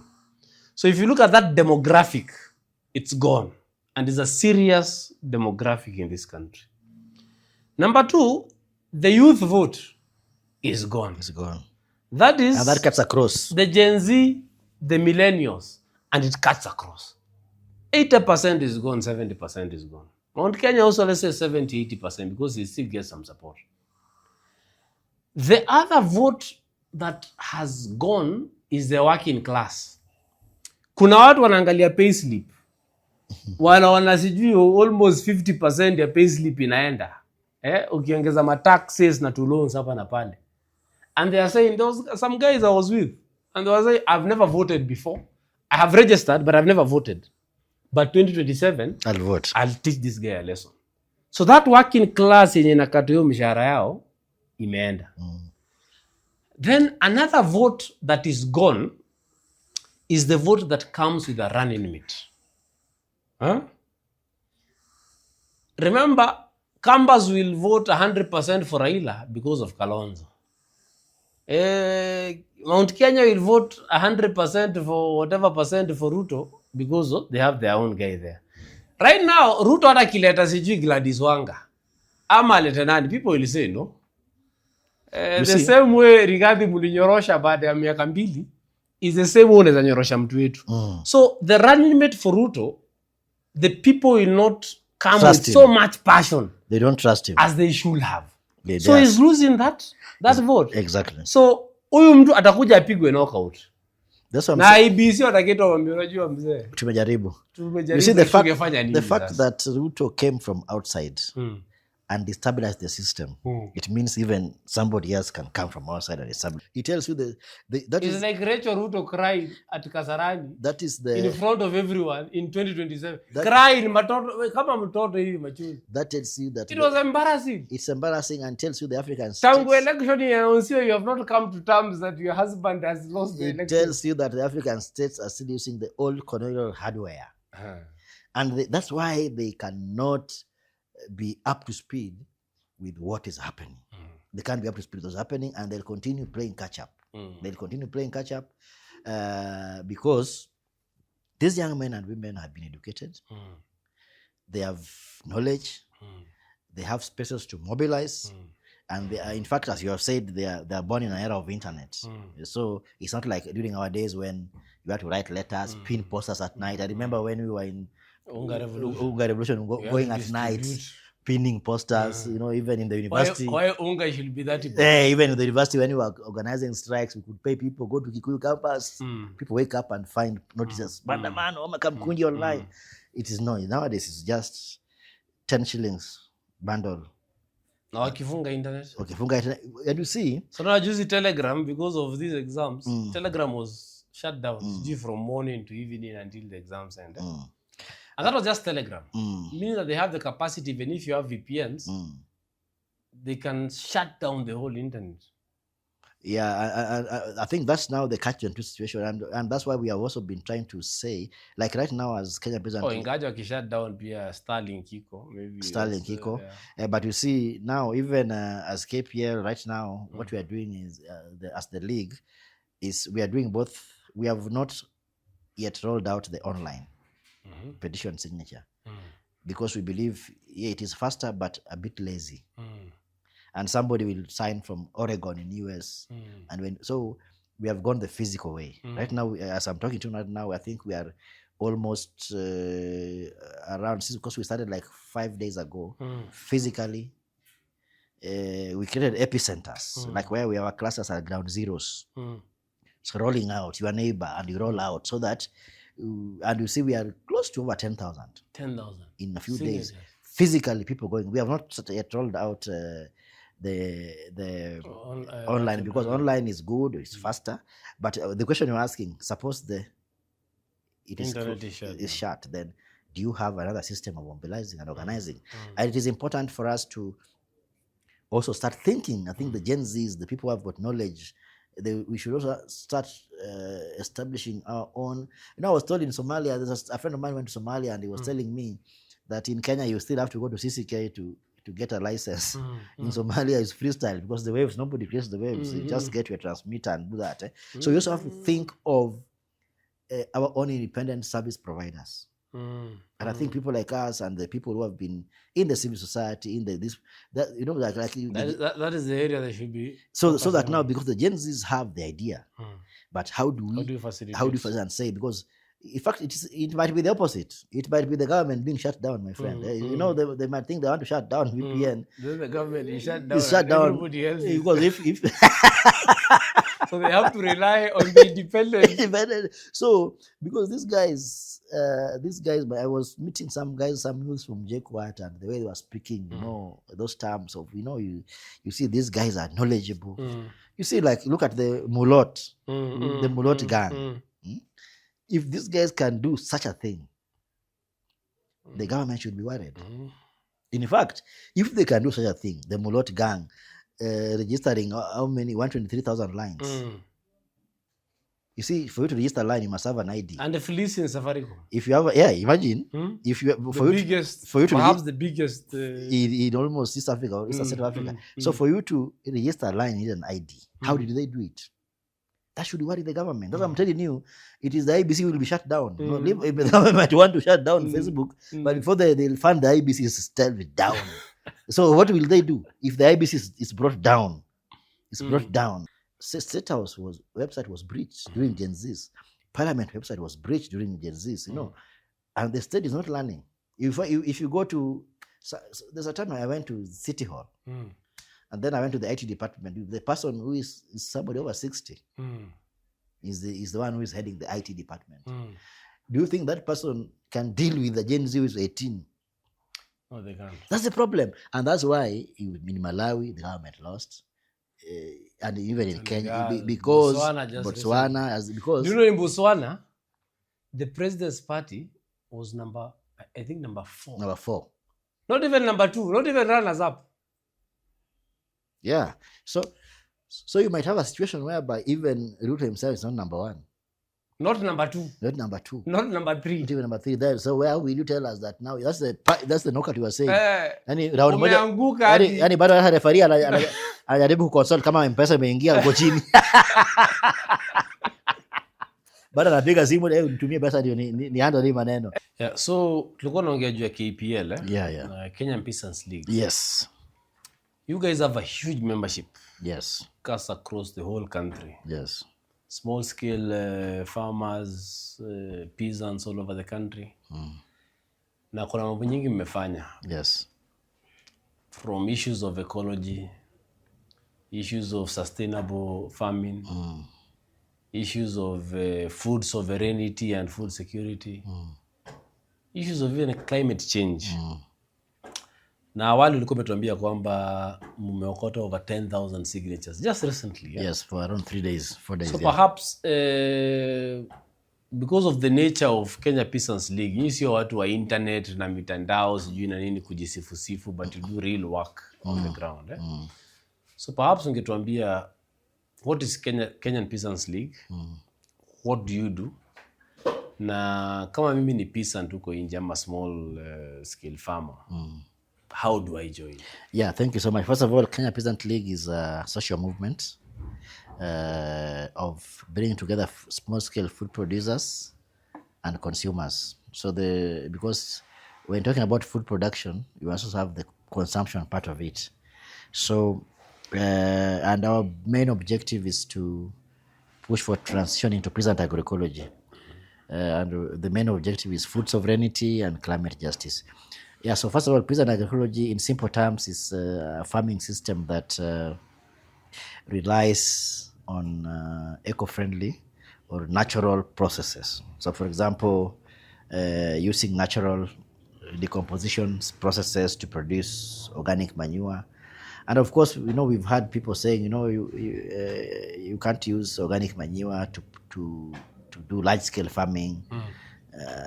But what we say as Kenya Peasant League is that the reason why it might not be possible to do large-scale farming using organic manure, it's not because it's not there, it's because it's not funded. Because the government or the companies funds production of chemical fertilizers, chemical pesticides, but there's almost zero going to producing like organic manure. So the narratives that yes, like we have had people saying, yes, although they are good, but we can't use them. I have 50,000 acres. Yes, if the government today starts a factory of producing organic manure, it will be available.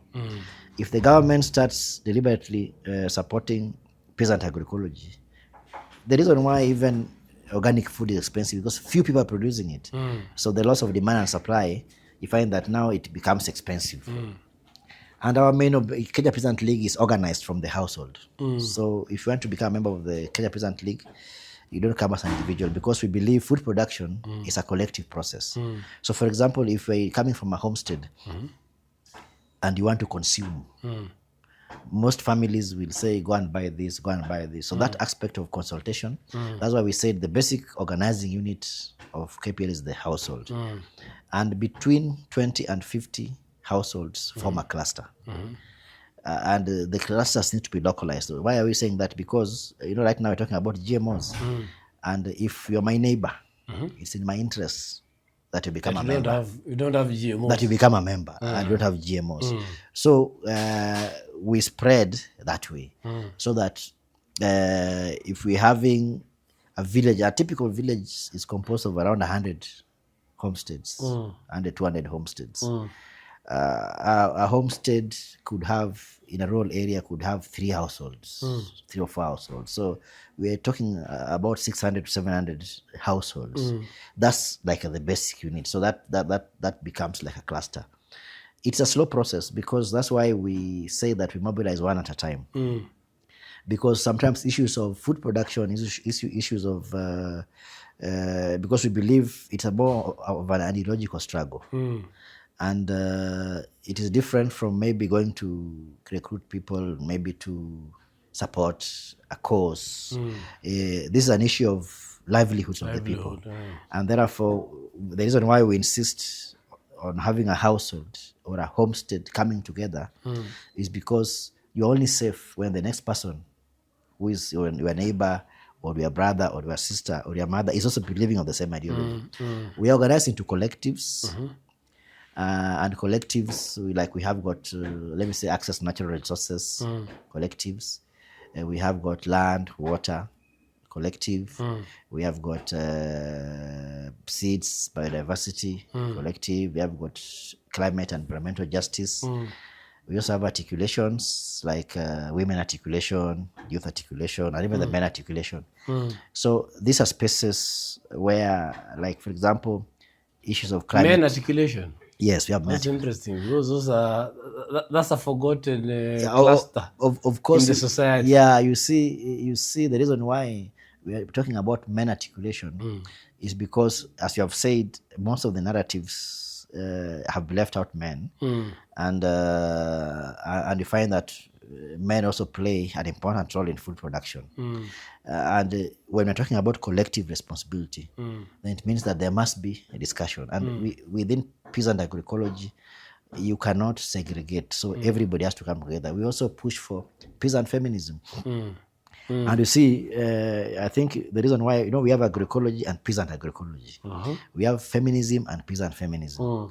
And we have been asked severally, why do we insist on peasant feminism or peasant agroecology? We know World Bank is pushing. It has its own feminism. We have bourgeois feminism. Talking about. We have working class feminism. Yes. Everything has class perspectives. So you find that, for example, you have World Bank right now promoting climate smart agriculture, which they are fashioning it. They are borrowing few terms from peasant agroecology, saying we don't want to release emission. But what we are saying is that peasant agroecology is beyond just producing food using organic means. It's also about tackling or resisting the current food production system that is fossil fuel intensive, that is mechanized. Right now we're talking about AI, accessibility. How are those accessible to farmers? Because in peasant agroecology, we say that all technologies must be accessible. So when you bring things like IP rights, somebody coming up with a technology like GMO technology, and then they have patented it. So that's why we talk about peasant agroecology. And peasant agroecology in itself is about transforming the food systems. If you look at climate smart agriculture, which is being pushed by World Bank, IMF, and these corporations, most of them are export oriented. So if you go to Mount Kenya region, you go to almost everywhere, you find that there's this Hass avocado. Then you are telling us to produce Hass avocado to China. We have no business feeding Chinese, my friends. We have no business feeding Chinese. So peasant agroecology is actually based on the idea that we have to fulfill our food needs. So you find a situation whereby it makes avocados very expensive. Very expensive. And again, you see, avocado is food, yes, but it's not basic food. Like I come from Awendo, where we have got green deserts called sugarcane plantations. You can't chew sugarcane with your family. You see, we are in Awendo, we have SONU Sugar Company. The locals who grow sugarcane, when they go to Awendo town, in the local supermarkets, they will not buy SONU sugar because it's expensive. So what we're trying to say as peasant agroecology is that the basis for agriculture, if you look at even the agrarian revolution, from all those days, it was to produce food for us to eat. First, feed yourself. Feed ourselves. So we are talking about transforming the local food systems. There's something called the food miles. You know... food what? Food miles. Mines? Mile. Miles, or food distance. What distance is your food taking from the producer to your table? So if you're eating food from the US, you'd imagine the fossil fuel that has been used to transport that food to Kenya, to if you're coming from a vendor like me to your table. So unknowingly... Even the freshness of that food. Unknowingly you're contributing to climate change. So because you cannot tell me that... World Bank can't tell us that, you see, climate smart agriculture will reduce emission. When it is export-based. Yet the export-based and the seeds are imported. So the process of importing and exporting itself is producing emissions. About 30% of emissions is from the food industry. You see, it's from the food industry. And it is because of the mechanized nature, the way food, or let me say the fossil fuel intensive basis through which the food is produced. That's why in peasant agroecology, first of all, that's why right now we're taking data of consumers. We have to know. So these villages or clusters are a market. They are a market. They eat. You see. So when within these clusters, we buy food. So if I'm keeping poultry and you are growing beans, so that's in itself is a market. And why we are doing this? Because one, you find that when you go buy food that you don't produce, then who will buy the food that is being produced in your area? And if you look at the rural areas, the markets are collapsing. When I was young, Mariwa market on a market day is Wednesday and Sunday and Saturday. by 8 in the morning, already it was full. Somebody has brought beans, another one But has nowadays, brought maize, there's another nothing. one has brought whatever. Nowadays, there's nothing because everybody has grown sugarcane. And sugarcane can only be bought by SONU. And when you grow sugarcane, now we have Transmara Sugar Company. They have signed contract that you can't even chew. If you are found chewing on sugarcane, you'll be arrested. So transforming local food systems is ensuring that now we have to drastically reduce. Because why should we put people over window to grow sugarcane, yet you have opened the border to bring cheap sugar in Kenya? It's logic. Because the farmer in Awendo cannot afford to buy SONU sugar. They'll buy the imported sugar from Brazil. So if we have accepted to open our borders, then why do we waste our farmers' time? And then transiting, once somebody has gone into that commercial sugar Exactly. then transit back to something else. It's very difficult. Look at Webuye. I've seen it in Mount Kenya. You look at where that. You've planted tea bushes. It takes years. Or coffee. It takes years.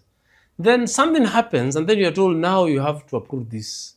It becomes very difficult. It's not very easy to transit back. And you see some agreements from coffee or from tea. Some of the agreements that, our forefathers were hoodwinked and mothers. Because they were signing, you're just being given the last page and you sign that I'm accepting to. But the other pages that you are not shown, and maybe some of them are saying you have to grow it for 50 years. Yeah. You can't grow any other crop. Even there was a time when if you uprooted your coffee bushes, you'd be arrested. If you go to Mwea, rice schemes, you can't even like you find that you can be planting rice, but you want to plant some vegetables, you are arrested. So those are colonial agreements. And peasant agroecology is coming to transform that. If you look at peasant feminism, you see there are people who are confusing feminism to gender equality, which is different. Patriarchy can be defined on how you administer power. And patriarchy is not about men or women. Feminism is not about men or women. It's about the logic of power. And you find that the patriarchal logic of power is me wielding power. So it's power over you. But peasant feminism is deconstructing that logic of power. So it's power with. So it's not about who is there, a man or a woman. It's about the ideology. The ideology that we have. You could be having a woman in power. Yeah, but the ideological or the ideology of power or the logic of power, if it's a patriarchal. So peasant feminism is about, again, even now the interests of Rachel Ruto. Yes. And your member Kwamboka somewhere are not the same. Are not the same. They're both women. They're both women. They're both female. And they're not the same. So it is important for us to that's why we decided so that we are different, we are able to say, because people ask us, why not say feminism? Even we have countries that are saying we have a feminist policy. And you see, they still use the same logic of oppression, of grabbing resources. You cannot be a feminist when you are still propagating grabbing of natural resources. You can't be a feminist when you are still propagating the logic of power. That is exclusionist. That's why we have the men collective.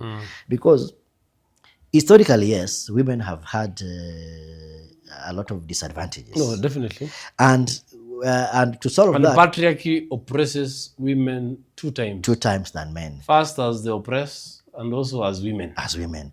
And you see now, we cannot resolve that by saying now we oppress men also. But we can only solve that by saying, okay, now, what is the neoliberal offensive? How has patriarchy perpetuated? Because you find that man in Kangemi, or in Madare, or in Marewa, he's been oppressed. The oppressed is oppressed. If there is no water in Kangemi, they also don't have water. But patriarchy gives you some false comfort that you are a man and therefore you are more important. And that's why what we are saying is that peasant feminism is about our resources. Or you are a man and you don't need to take shower daily. So it's about access to our resources. It's about accepting and agreeing that natural resources are collective resources. They are commons. And when you're having commons, like food production, our waters, our land, our forests, can only be managed when we have collectively as a community. So that is actually the same logic. And of course now, as Kenyan Peasants League, apart from also food production, we also we have now what is called KPL Food Corp business. And we are now engaging because why does Bill Gates get his money? Where does he? Right now he's coming to sell GMOs. He's not going to sell it to Ruto. He's going to sell it to those farmers. Of course. So that is a market we are fighting for. So food cooperatives are about capturing that market, are about protecting that market. Because when people open businesses, you have your business, I have my business, we are fighting over that customer. But you find that the government has given Bill Gates and the corporation a step ahead start. They can't be sued. All the laws that we're having in this country will be aligned to their interests. No law is talking about extension. Extension is dead. You see, extension is dead. So we believe extension services is dead. Oh, it's been privatized because you have to pay for it. And if you look at even the seed laws, you find that the government say we'll send seed inspectors. Why don't you send extension officers? And the lack of clarity. If you look at the seed laws, lack of clarity on who those laws are addressing is also a problem. So what we are saying as Kenyan Peasants League is that the food cooperative, and we want to ask people who are watching us, is that we need to start having communities sitting together and evaluating what crops do you produce in your area. How many varieties of those crops do you eat? Then let us also analyze what food do you eat? Where is it produced? And why are you not producing the food you eat? And does the food you eat, can it be produced in your own land? Because when you are eating food, Kenya is exporting rice and importing rice at the same time. You see, why do we import rice from China, yet we are also exporting rice? It's actually doesn't make sense. Doesn't make sense. So KPL is more of an ideological movement. And what we are saying is that we are anti-capitalism. Anybody who believes that WTO policies kill agriculture, anybody who believes that peasant debts, you see, like for example, we have microfinance, which is being peddled but then we also have trade markets and income collective. And in the trade markets and income collective, we talk about looking at the market system. We have got microcredits and microfinance, which is being pushed by the banks. And you see, when you borrow money from a bank to pay fees, education is a function of government. So when you're borrowing money to perform a function of government, then that is a problem. So it means that, so there's a very big link between the public and national public debt and the peasant debts. So our peasant farmers and the peasants in the communities are into debts because the government has incurred more public debt, and the debt to GDP ratio is so high. So a big chunk of the gross domestic product in Kenya is going to service debt. So government, almost nothing goes to social services. And it's a deliberate thing, Yes. Because remember, all this started with the structural adjustment program. Yes, yes. So IMF, World Bank comes and says, one, those extension services must be removed. It's targeting the farmers, yes, the small-scale farmers. Yes. Number two,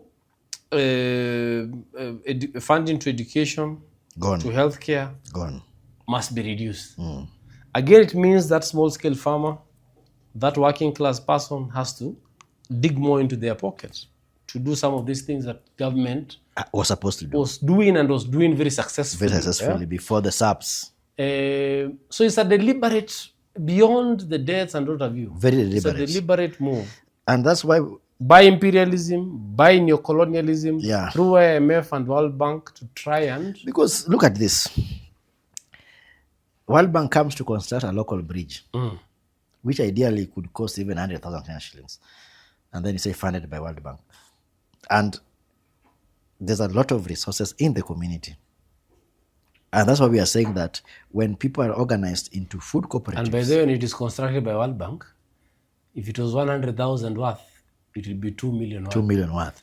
Because there's an expert who will come and do, I don't know, feasibility studies. And there's another one who will do environmental, I don't know what. Yes, another one will, and you see now you find and eventually you'll have the same bridge. Same bridge, and you find that if she thinks of PPP, public-private partnership, we are actually pushing for public-public partnership.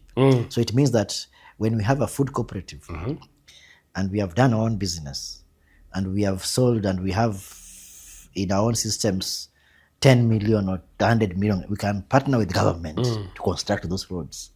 We don't need to have World Bank to come. So it is not something that So can happen. PPP should be public Partnership.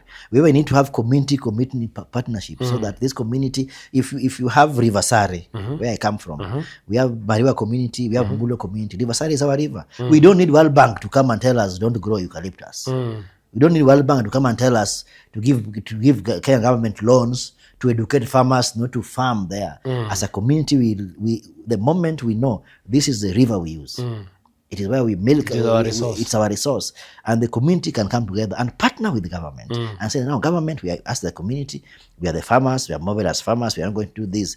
So we believe, and as you have said, that some of these things are deliberate. They're deliberate because look at Moi University. It's a public institution. It's collapsing. Defunded. But Eldoret University, private. It's private. It's rising up. You see, all people who are in Moi will go to Eldoret. So if you go to all public... And then there's a government policy that funds students in private universities. If you go to Kenyatta National Hospital, just opposite it, you find Nairobi, which is a private one. So that when you go, you don't get drugs in Kenyatta. You go to, if you go to Kangemi Health Center, and even Kenyatta itself as a private wing. As a private wing. If you go to Kangemi Health Center, you find opposite there a lot of thriving pharmacies. Yes. You know, if a normal pharmacist can stock Panadols, then why should Kangemi Health Center miss it? So they're deliberately being failed. And as you have said, I agree with you. The systems have been made to fail public institutions. Look at Kenya Seed Company. Look at, recently they were saying Kenya Airways has made profit. Why do you want to sell it to Adani? Why do you sell a profitable? JKIA has never made any losses. You see? But you see, sometimes what they do propaganda because they want to say, oh, you see, it has made losses and therefore people are corrupt. Why is it that when CD, I'm employed in JKIA, as a public servant, then I'm corrupt. But then now when you sell to Adani, then I'm employed, it's not corrupt. No, what we say is if JKIA is not making profits, which it should not make. Yeah, it's not a profit making anyway. But if it is not making profits, then change the management. Change the management. Don't change the ownership. You don't throw the baby with the bathwater. You don't change the ownership. Yeah, so come a Kenya pipeline company, which is making profits by the way, but assuming that it makes losses. How easy? So change the management. If you go to countries like Argentina, Mexico, they are now doing publicization because they have realized privatization. And you see, when JK is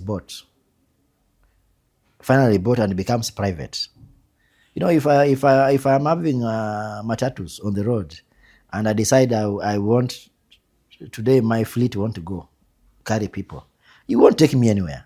You know, that's what they did with the Kenya Pipeline Refinery. Exactly. So the guys who bought KPLR are Total and what have you. Yes. So they killed it. And then now they previously used to import crude oil.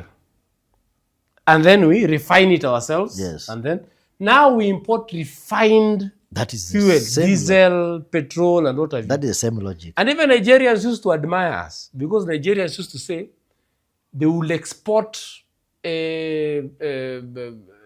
is it called? Crude oil. Then import refined oil. Yet us, we never had oil. But we are refining it. We were refining. So now it's opposite. We are... So it tells you, so that tells you the logic of, so if you believe that those systems are wrong, then you are automatic member of KPL.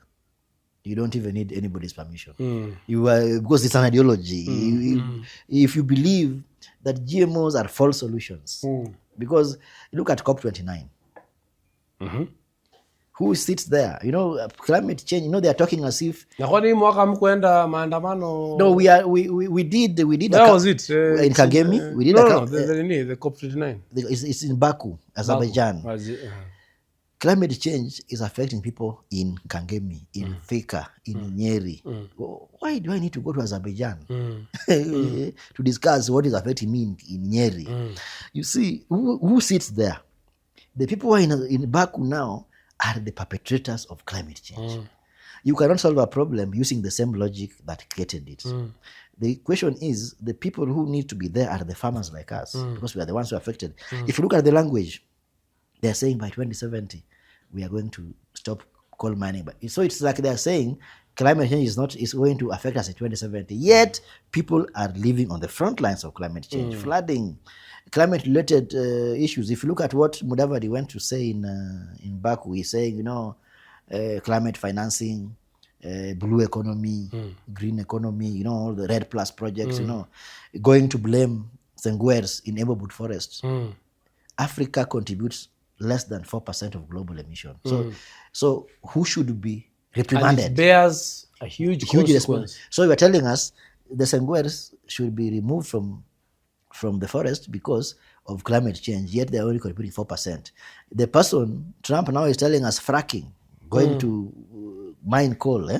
Then Trump should continue mining coal, but the Senguers, Trump, who is contributing 96% of the emission, continues contributing 96% of the emission.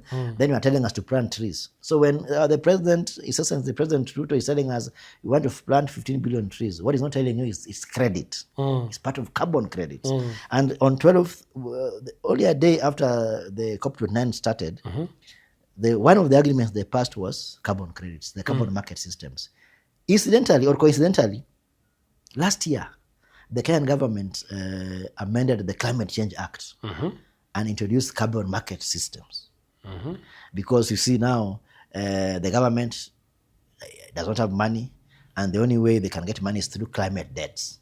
So what we're telling Kenyans and the people is that carbon credits are a softer word for using our natural resources as collateral to earn more loans. So the reason why people are being, if you go to Kisumu, people will be saying, "Oh, Nyong'o is working." You see, but the port has been used as a collateral. You see, the person who paid money for the port is saying, "I have to be sure." That's why we see the sort of evictions. Even these people, they're telling us that, "Oh, you need to get 30 meters." They've increased from the river. From the river. What they're not telling you is that the person who paid for the port wants to be sure that is our land. But when you are living there, they are not sure. So Kisumu is clean, the beach is clean. Look at what is blue economy. Blue economy is basically grabbing, because blue economy is about water. Go to beach fronts. You go to beach hotels. Those who access route for fishing. Where are the fishermen going to? So blue economy is basically, again, using our water sources. Right now, because of blue economy, there's a conflict between Kenya and Somalia about the maritime, because blue economy literally means that you can quantify the value of your water. And water is not just liquid water, even moisture. So it also includes because water exists in form of moisture in the soil. So when talking about grabbing water using blue economy, ocean grabs, river grabs, lake grabs. So you find that you are being told, we have to protect our water, the water towers. So the blue economy literally is communities, the hunter and gatherer communities who have been living with the forest. They have preserved the forest. Now they are told you can't go there. You can't graze your land there because somebody wants to continue polluting. You can't get firewood from branches. You can't get firewood. Not from the trees. Firewood. From branches and leaves. Even the branches that have fallen already. You can't go there, you are arrested because they want to fight. And the contradiction is that they even use the climate catastrophe to extend the ideas. Loss and damage. Look at Nairobi River. On the upper side, Westlands, Parklands, Runda, nobody was evicted. Yes. But Mathare, Dandora, Kariobangi, everybody was. It is depopulation. And now you see, so climate justice, that's what we're talking about, climate justice. And climate justice is, and now people are talking about even climate reparations. We're not talking about loss and damage. We are talking about climate justice is, we have suffered the effects. We have suffered, but we are not the perpetrators. So it's not a favor. So when Davide says it's like he's asking for a favor that we need these funds. Green economy, the green funds collapsed. It's collapsed. When you're telling us about planting trees to sequester carbon, then where will you plant your food? So it's a strategy So people are being told. And why should they continue polluting the for you to plant trees, for you to clean sequester the carbon? So it's a multifaceted, pronged approach. The idea is to stop you from growing food, because people must eat every day. Whoever provides food on your table actually controls you. So what we are saying is that we are also supporting issues of planting trees. We're not saying people should not plant trees, but what trees? Look at eucalyptus trees. Eucalyptus trees destroys the environment, and that is what is being promoted. We are seeing government promoting eucalyptus, and these other trees that are not compatible with our environment. So, in brief, Kenyan Peasants League is about deconstructing the current or the dysfunctional economic and food production system that has failed to control hunger. How much money has been invested in climate justice? Very little. But the same funders, a lot of money is in coal mining. People now they're talking about mining coal in Lamu. We have the Galana Kulalo. So what we are saying, in Kitui, Mui Basin in Kitui, what we are saying is that we can control our own food systems because we are the consumers. Nobody, Wachira, will force you to buy GMOs by force. That's why we are talking about creating the green zones, mobilizing outwards, creating these food cooperatives that are self-sustainable, so that we are able to ensure that we protect our own varieties. Look, I want to talk about Kenyan seed and privatization. You see, and we have touched it a bit. And by the civil society reference group, yes, we are there. Has an active case in court on that, opposing privatization of our state corporations. And of course, without discussing merit and demerits of the matter, and of course, you have even rightfully said that these things are deliberate. Liberalization, financialization, monetization, all those issues. They are there to create a narrative that state corporations or public institutions cannot work. To create a narrative that now, yes, we need to bring in, and you see, is it Corinne Singway? I saw him. I think he's the worst. I saw him on X. Foreign Affairs Minister, and I'm calling him Minister deliberately. Yes, because he's the PS, but in real sense, he's the minister. Yeah, so he was saying he's the most useless Foreign Affairs Minister in the history. He was telling us that on X, I was seeing, I'm arguing with Ambassador, the former PS, that you see. Macharia. Yeah, we know that you see. Bill Gates is bringing how much money, you see, it's all crap. It is all carefully choreographed. And that's why as CSRG, we believe, look at Kenya Seed Company. If you go to Muguga, we have a seed bank for indigenous seeds. Where are they going to? If we have not even documented our own seeds. We have a lot of seeds. And you see, for example, GMOs, they don't manufacture any new seed. They use our seed, and contrary to the narrative that GMOs are high yielding, there's never a gene for high yield. You see, in fact, when they're doing their research in the labs, they first of all they select the high yielding local cultivars. They select the high yielding local cultivars. Even in our own farming systems, in our seed banks, we also select the high yielding cultivars. So it means that there's no GM for high yield. Because if there was a GM for yield, then they would have just would have relied on they would have picked any. So you see, the messaging here is made to farmers believe that there's when you have GMO, you won't need water. If they have a GM crop that can grow in desert with zero water, then that one you can start talking. Then Sahara Desert will have been the biggest food producer. We are daring the government. We are the biggest food producer in the world. We are daring the government. If you are saying us that your GMO seeds will not need water at all,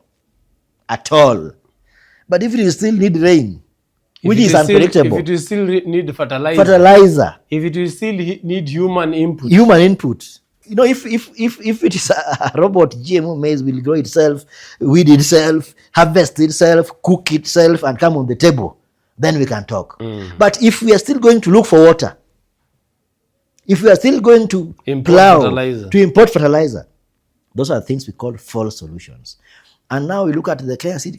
And I was so much. If you go towards Udhiru, we have Kevevapi.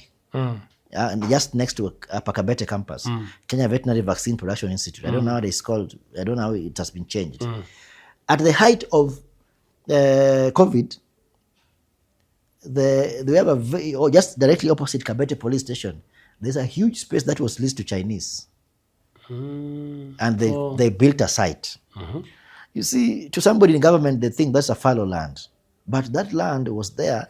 There are some natural species that are preserved there. At the height of COVID, when the whole world is looking for COVID vaccine, a vaccine production institute in Kenya is leasing land. We should have heard that they are trying to bring. So it tells you how we are being taken for a ride. And we believe that Kenyans and the people, not only Kenya, because nowadays there's nothing like global north and south. Because even in Nairobi, we have global north in Nairobi. And we have even global the working south. Class in Germany. We even have global north in Germany and global south in Germany. So it's a unity of all the global south. Regardless of where you come from, we are the market that they're targeting. We have been removed from land. We have been tailor-made to, the rural areas have been underdeveloped deliberately. They have been, so you look at that, why are people coming to towns? Because we don't have health services. So people think that there's power, even electricity, no water. That's why Kenyan Peasants League is a member of La Via Campesina. And La Via Campesina is a global movement of peasant farmers, which is having over 200 million members across several countries. And our main vision is that we believe that by mobilizing one person at a time, the only way to beat this system is having direct action. You see, by deliberately changing our systems, because when you are going to buy maize in a supermarket, maize from a supermarket, from a miller who has imported the maize from Mexico, and then we come and say, then our farmers don't have market of maize. We are also culprits. Because when you're going to buy, yet there's a farmer you can go, we have portion mills. You buy and unapeleka Kisiagi. So it's about changing our narrative. We have that power, but we have been made to believe we don't have that power. In KPL, in 1 year alone, I think the volume of trade in our food co-op in 1 year alone on gross is over 5 million Kenya shillings. Gross. Just buying milk from you. So what the food co-op does is knowing that what do you have and what does he need and what does she need and how can we move it. And we are seeing this as a model that needs to be adopted. You don't have to be a member of Kenyan Peasants League. You need to start ensuring that if you are a homestead in a rural area, do your nutritional needs, make sure that the only food you should buy from outside your farm is what you cannot process. You see, and through that way we'll be denying them that power. And when we have 7 billion people in the world saying we are going for a localized production system, I think these people will end. But you see, that's why they are trying to bring these licenses to Ndengu, for example. Exactly. Even in the previous government, Uhuru regime, they tried to bring a bill where you could not sell milk to your neighbor. You had to buy... we even have maize, roasting of maize. So they're trying to use laws. Use laws. Capitalist laws. And you see, that's how corporations... To try and that's how corporations... disorganize. That's how the corporation... But they will not succeed. They did not succeed with the milk. They did not succeed with the maize. Yes, they will not succeed with the... We are telling them to build a lot of prisons. And one is that right now we are in the process of organizing a farmers' march. Because the judiciary is not... It's indicating that it is compromised. It's becoming unreliable. So we have gone back to the people, the owners of the judicial power. And even as much as we are fighting GMOs, we have to build credible alternatives. And these alternatives, and we are appealing, we have a lot of funders out there, philanthropists, who come and you see, we are telling them that we have this is a farmer training. Farmers don't need training, my friend. Farmers have had the local knowledge for millions of years. What they need is finance. And that's why, as part of La Via Campesina, in 2018, we are able to push through what is called the United Nations Declaration on the Rights of Peasants, or UNDROP. Of course, the declarations are not legally binding, they're soft laws. Then in 2023, we are able to push for creation of a working group to monitor implementation of the UNDROP. And if you look at the declaration, it's actually talking about the livelihoods of the people in the rural areas. It's talking about the physical conditions, the social amenities, everything. Because why are we all crammed up in the city? It's because we don't have electricity in the rural areas. The young people need their phones. They need to be online. If there's no electricity, then the development of rural areas is also deliberate to be able to push people from the farm so that they become dependent. But UNDROP is coming to say that the development should be equal. You see, and of course, even the term development itself should be redefined. It should be interrogated. Because you find that when people talk about Kenya developing, people want Kenya to be like New York. No, development is not about buildings. Not about roads. It's not about roads. It's about the quality of life. Super highways. It's about the quality of life. Because we have expressway. How many Kenyans can afford the expressway? See, how many, they were saying from Kangemi to airport 15 minutes. How many people from Kangemi can go to the airport? It is an expressway to China. The Chinese want that they have an expressway to Beijing because it's 15 minutes when the airport, when they come from Rironi where they have a site, they get to Kangemi expressway, 15 minutes, Beijing. It's not for us. So even the term develop, you cannot be developed when you don't grow your food. You can't develop when you don't own your water. You can't. So we have to reclaim our sovereignty, and reclaiming our sovereignty is starting to manage our forests. You don't need anybody's permission to manage your forests. You manage our food. You don't by managing our land mass and things like that. And maybe if you look at now from the perspective of civil society reference group, the main objective of CSRG is to fight the shrinking civic space. And if you look at the civic space, look at the Gen Zs. Look at the people cannot, parliament is closed, whereas I have freedom of movement. You see, people have been abducted. Even the space for us to talk is not there. So and there have been some very silly argument, where they say, some of these things are not abductions or arrests. But arrest must be within the law and must be decent. We must respect human rights. If I want to arrest you, I should call you and tell you, CD. Come and someone. Come to Kangemi police station. Yes. There's a matter here. You see. So that if you refuse to then adhere to the summons, then we can come and arrest you wherever you are. And then I think, so you find that, why do you abduct people at night? You see, if you want to arrest me, come in uniform.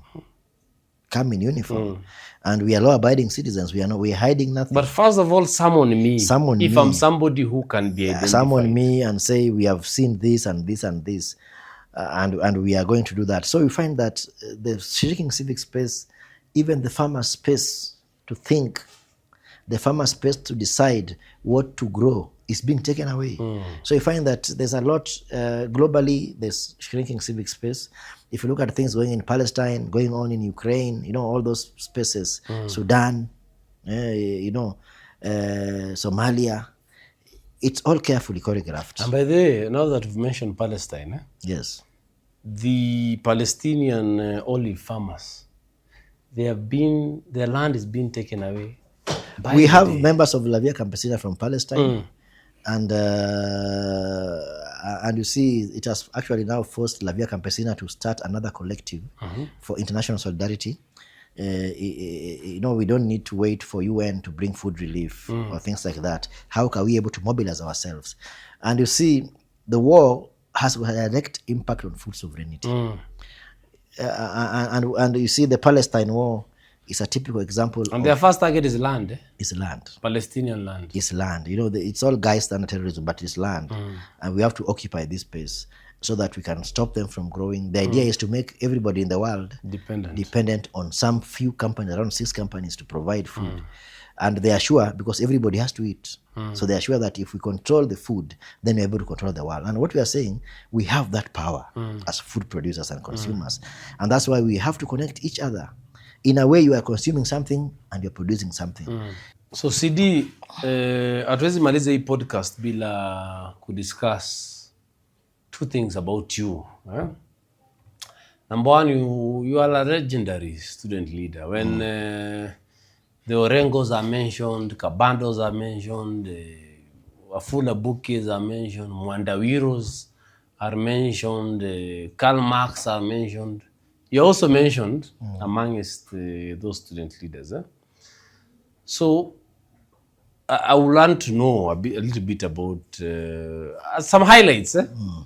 Najua hiyo story yote hatuwezi piga long, but highlights.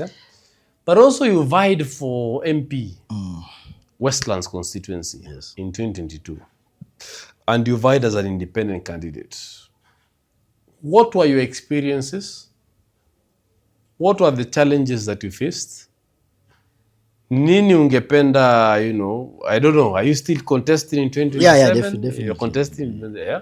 Yes. So nini ambayo ulikuwa unavai? Nini ndio ulikuwa unafanya uvae? What is it that you wanted to change about the representation of the people of Westlands and, Kenya at large? So I think those are two important discussions that we need to have as we wind up. So, Westlands, you vied as an independent candidate. Yes. Na nilikuona kwa radio na kwa TV ukisema ya kwamba independent candidates must be independent candidates from the start. From the start. A concept that I agree with you. I'm an SG of the Communist Party of Kenya. Yes. And I agree with you that if you are seeking for the ticket of CPK and you failed, then you can only go to another political party with the same ideology as CPK, but you cannot contest as an independent. But tell us about your candidacy. First, why independent candidate? Why Westlands? And why were you contesting? Yeah, I think those are two good questions. Maybe I would start first of all with my student activism. And it's linked to Westlands. And I can say my student activism can be traced back to when I was in primary school. I was in a boarding in a place called Eldama Ravine. Ulikuwa boarding? Eldama Ravine. Hizo miaka? Eldama Ravine. My dad was working in the road construction. So I went to it's a school called Poror. I don't know if it's still existing. Poror Primary School. And you see, we used to be given porridge without sugar, and there's a time we refused. I organized, and I was seriously caned. By the matron. I think it was class 7, 8, 6, 7, 8. Yeah, but I think that experience made me hate the system because I kept on asking myself, we are paying fees that we don't have. I kept asking myself because I thought that maybe the matron then or the school would say, this is a good thing. And when I went to high school, I was appointed a prefect. I think somewhere in which high school? I went to several high school. I went to first of all, I started my primary school. Your story is like mine. I started my primary school. In fact, I did my primary school at Kawangware. So after you call it Pororo? I don't know. Before I started Kawangware, then of course went to Upcountry, Mariwa Primary School. Then around class 6, 5, 6, I went to the boarding school. And then I came back to do my class 8 at Mariwa. I went to Beta High School in 93. And then in Form 2, we were just away from school. There was some strike. Then I finished my high school in St. Augustine's Mirogi Boys. In which county? Mirogi Boys is in Homa Bay County. It's a school that needs to be in the national limelight because it has produced legendaries. Like who? First of all, CD, we seated here. And of course, even Hezaka Ochuka. Okay. 1982. He's an alumni of that school. And it's at that place that I was appointed a prefect, but was sacked after 2 days because I didn't like tucking in. So the deputy then said, we can't have a prefect who cannot tuck in. And I remember making a statement that because I had some cousins in the university and they used to tell me in the university, I used to ask them, do we have prefects in the university? They told me, no, in university you have student leaders. So I remember making a comment that when I go to the university, I'll be elected as a student leader. And when I joined the University of Nairobi, I can remember it was, I think, 27th or 28th of September. 1998 as a first year in Upper Kabete campus. And by then, so pursuing which course? Bachelor of Science in Range Management. I've been Faculty of Agriculture, but I focus on range management. Yeah, so I'll tell you about range management later on. So when we joined university at that time, we were just coming from SONU 98. It had just been revived. It reinstated just, I think, a few months before we came in. So we came into the thick of things. There was student politics and, things were... And then I think one of these days, when one of the orientation, so the principal, the vice chancellor came and they gave a speech. Who was the VC at that time? Professor Gishaga. And then they said, who can speak? Then nobody, then I raised my hand to speak. But there was just fresher. I was just speaking, because we were fresher. So they say, who can comment? Then I commented. Then the following day, when we went to class, lecture hall, they wanted to elect class representative. Then they said, that's the guy who spoke yesterday. So that's how so I became a class representative for first year. And then 3 months later, now SONU, because SONU had just come and they're organizing elections. So I became, then I vied as a congressman for Tennessee, which I won. And in fact, now I think it gave me a platform because inside me, I had this burning thing of trying to make things right. And I became a Tennessee congressman. And then I think a year later, I became a campus representative. Okay. Yeah, so during the... at second year, you were campus rep? Yes. In fact, I became a class representative in first year. So as we were transiting to the second year, that's when I became the class, the campus rep for Makabete. It was a very hot election. Yeah, who are you vying against? There's some interesting history. I can't remember his name, but he was a vet. And by then, incidentally, by then, the politics was not tribal. It was faculty, interfaculty. And you see, the vets apparently had a higher score. Because they were more. No, they had a higher score. Admission score. Okay. So the vets used to say, Greeks, you people failed. So there was bad blood between vets and Greeks, and I think that is those dynamics. And of course, also because I was a spoken Tennessee by then, it used to be called Tanacho, because there were not there's no water, you could stinking, then I remember we mobilized the members of Tennessee. We went and brought the VC and locked him in the toilet. So for him to feel what you have been feeling. And I remember him ordering, and some of those actions led to sinking of the boreholes, buying of generators, because there were power blackouts. So those things also added people. And then you see people call me CD, and people don't know where the name came from. It's Caleb what? It's Caleb David, but it came in it's Caleb David, yes, but it also came in another different way, because there was a time, we have health centers, and there was a time you go to Upper Kabete Health Center, you are given condoms. Because by that time it was CD. It was the time. It was the time HIV/AIDS was also. So somebody. So producer there was right. That so when we had in Upper Kabete, we used to have bull matches every year. Bull match. So first year, second year, and football, yeah. Okay. But because Kabete is an Greek, so every year they give a bull. You play against each other, and the class that wins take the bull. So one of our star players was injured, and when he was taken to the health center, he was given condoms. Then we asked them, "You have broken your leg and you're given condoms." So the guys said, we don't have drugs. So we mobilized ourselves. At that time, you were a congressman. Yes, I was a congressman now. So we took we mobilized first years. We took all those. In fact, a lot of condoms in the health center. We put them on the bus. We went and dumped some in the principal's office. We dumped them all the way from Upper Kabete to Ayakwe up to the VC's office.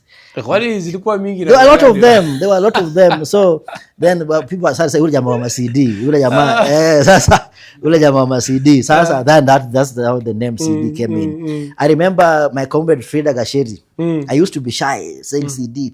People might say, and she told me, Frida Gasheri told me, that is your political name. She was from Kikuyu campus. She was also a student. And she told me, see, that is your political, because I was like saying, I'm David. Then she told me, the name CD, it resonates well. Right? Wow, yeah, because people know that. Like, people have a problem when I say I'm David, which David? People know CD. So Frida told me, that is your political name. And I think she was right. So that's how the name came in. Some people think it is SIDI. So people always do it several ways. And after that, so I became the campus rep. There was the Karura riots. We went there, and I saw a photo being posted in the SONU alumni group. Yes. I think yesterday or the day before yesterday. Yes. You with Orengo. Yeah. In fact, that day, it was just a day after Karura.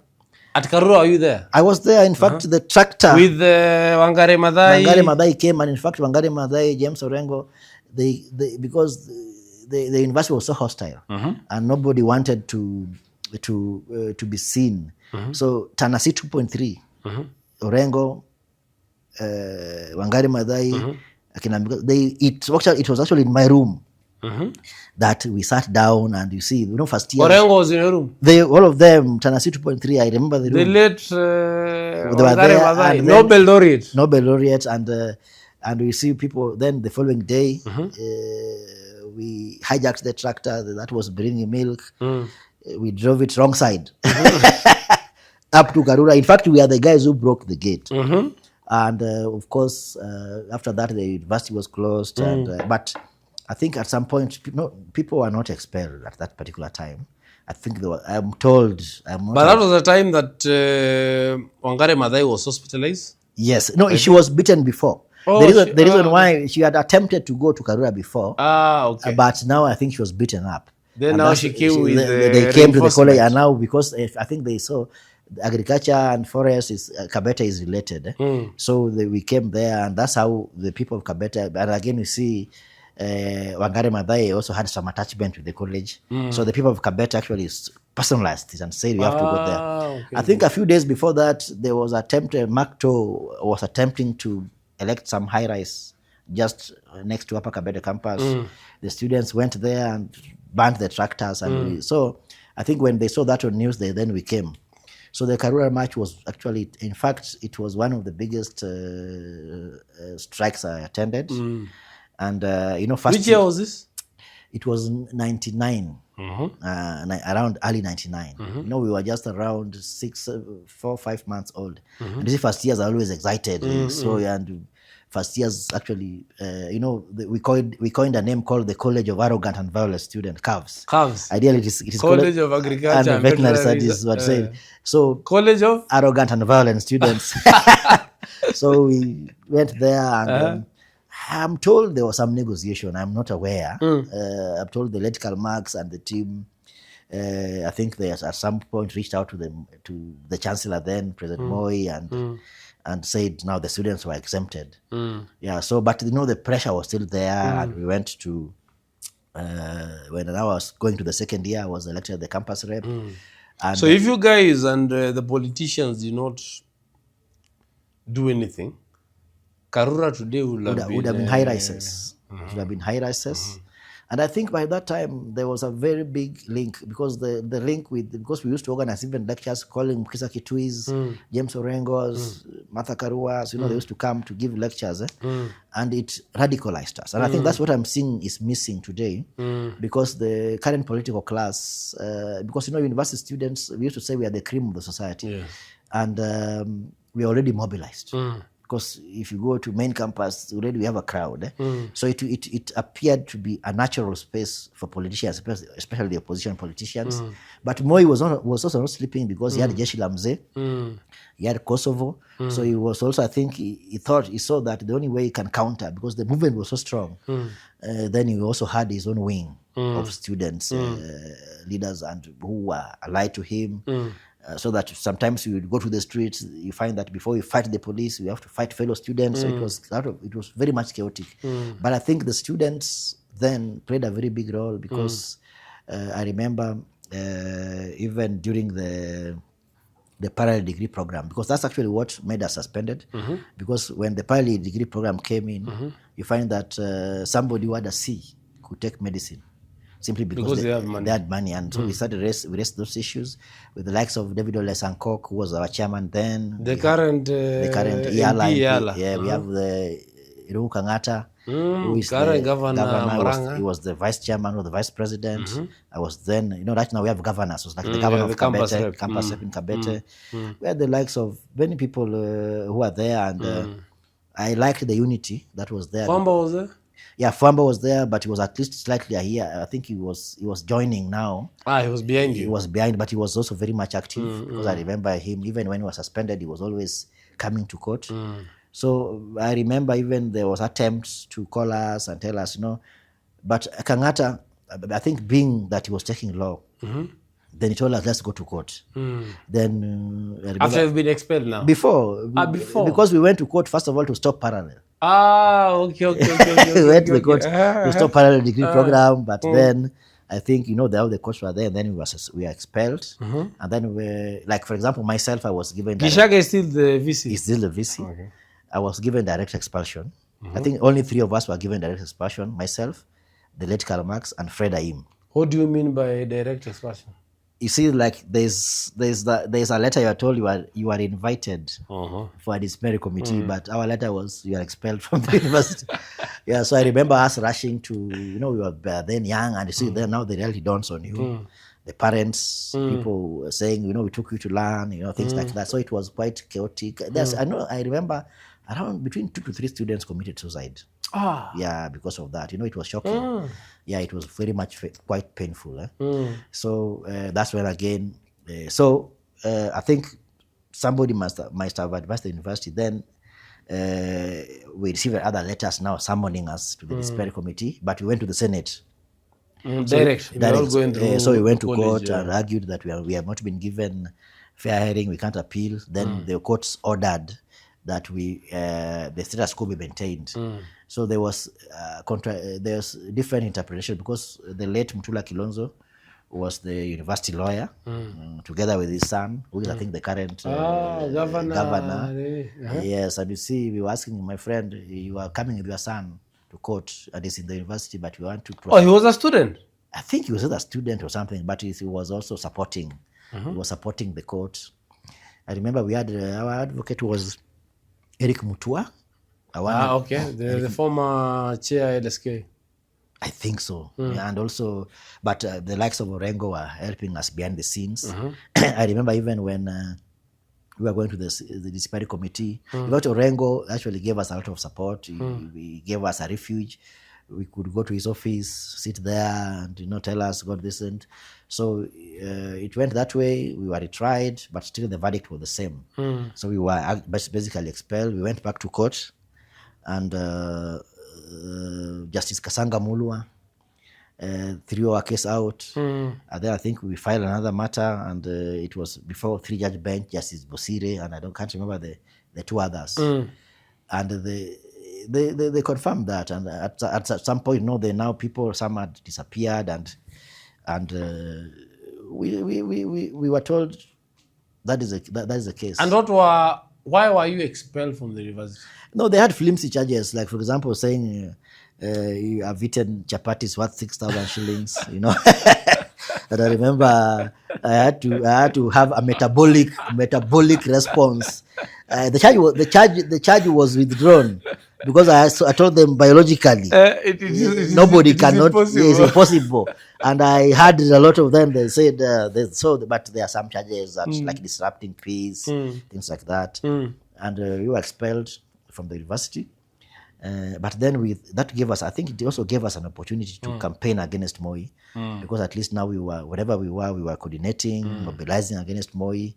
Then when Kibaki came into power, I think... Was Mutuse in that class? Mutuse was actually a year behind us, Okay. but he was also expelled with us. Mtuse was, in Kabete, by then we have got SONU, and we also had the campus-based KUSO. Yes. So Mtuse was the KUSO Secretary General. Okay. Yeah, so I think after expulsion, he was suspended, and then when we were admitted, that's when he shifted to law school. So he didn't come back to No.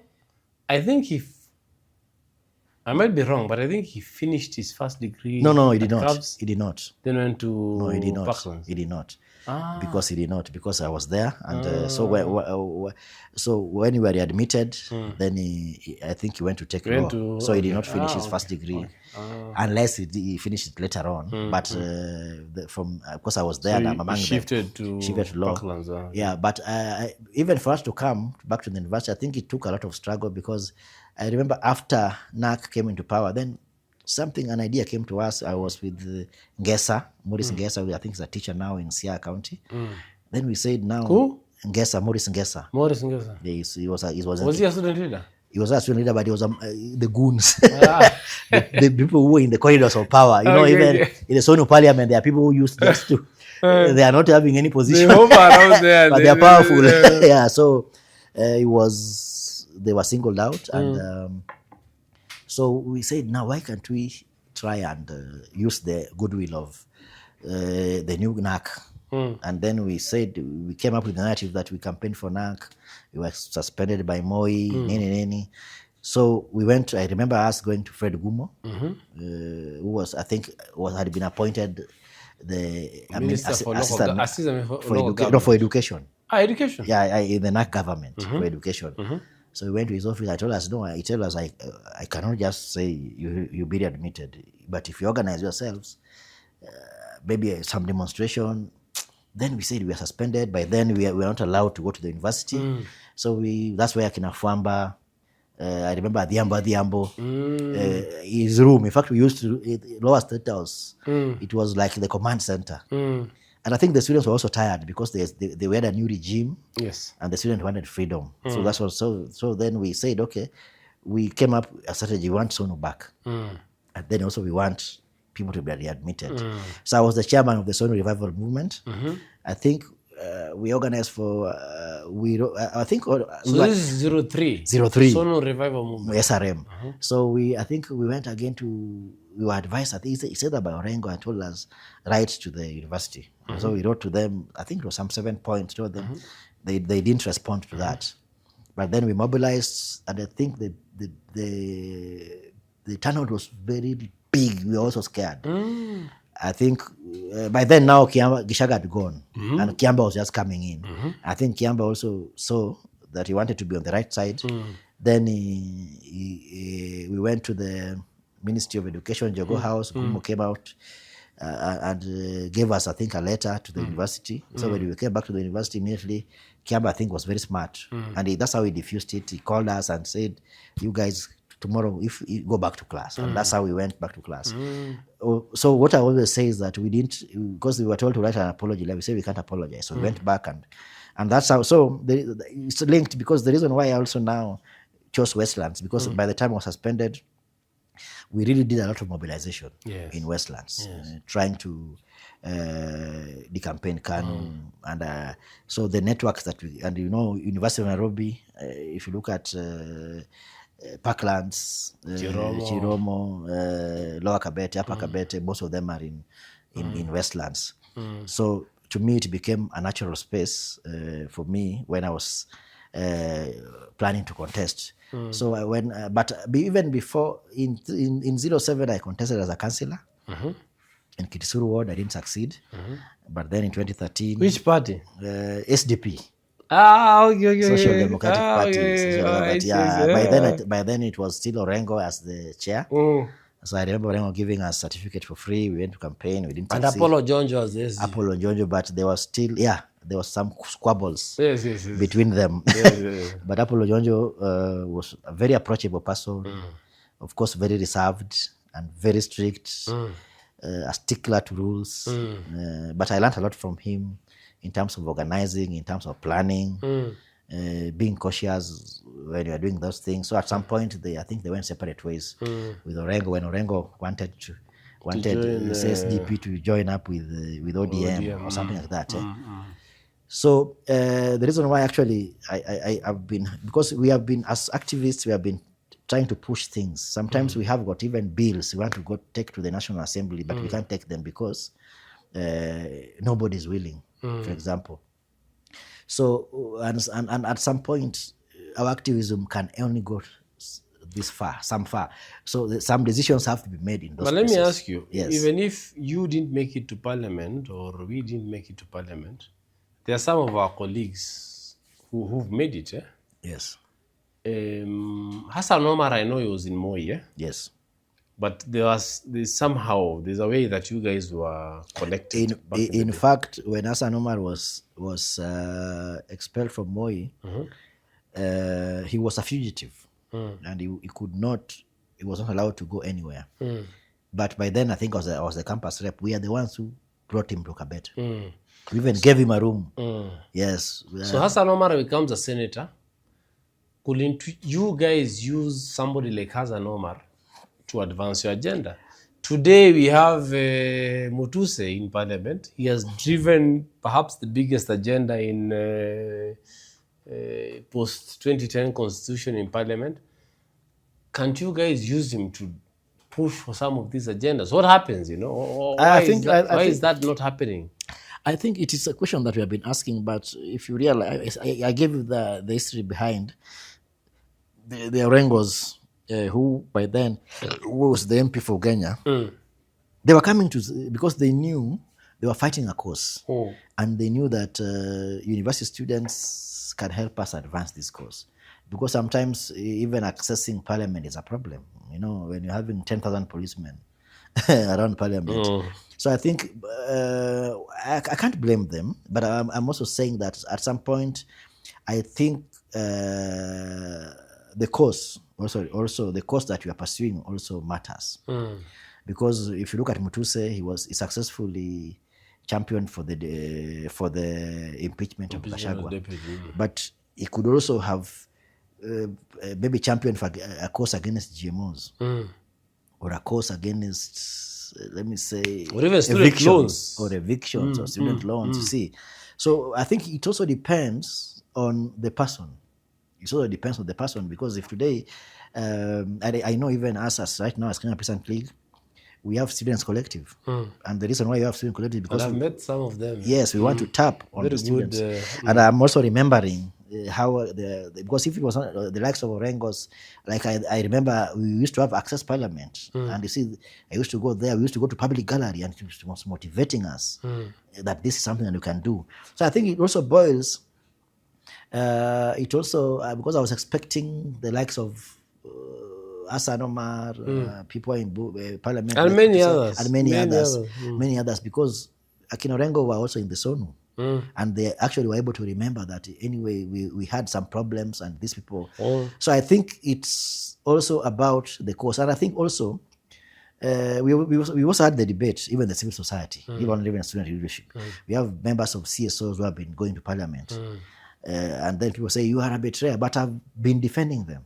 Because Wachira today, you cannot contest, struggle, and then when you win, then I come tell you are civil society. So it means that if the civil society wants to have a narrative, they must support you. Then we say, okay, Wachira, we are going to support you this way. I have 10 posters I'll produce for you, but this is what we are going to do. This is the cause we are championing.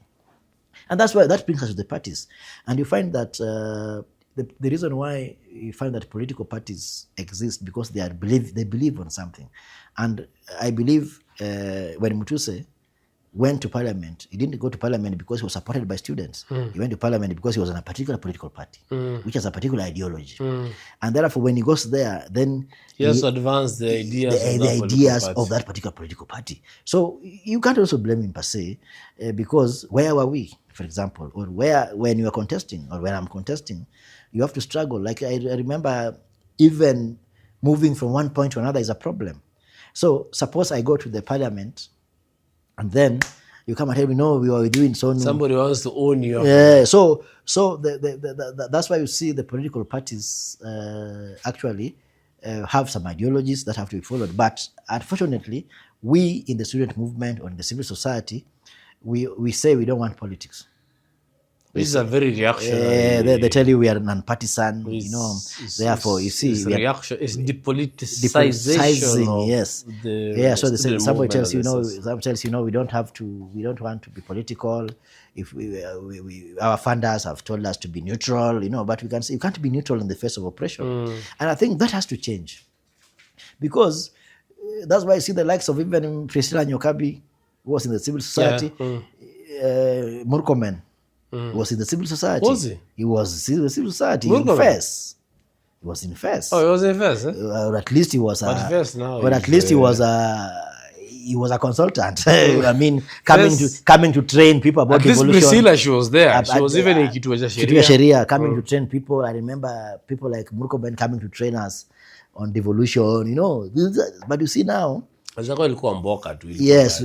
but you see now, if we do not, and that's why we have been looking at this thing this way, that, and that's why it comes to the reason why the question you asked about being an independent candidate and the challenges I got, and we had a very big fight between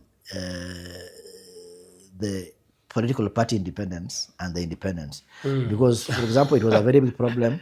I was an independent. So the others are political party independence. Yeah, but and real independence. Because we from the word go, when I was contesting, I said I'm an independent. I remember people were telling me, why don't you come to ODM?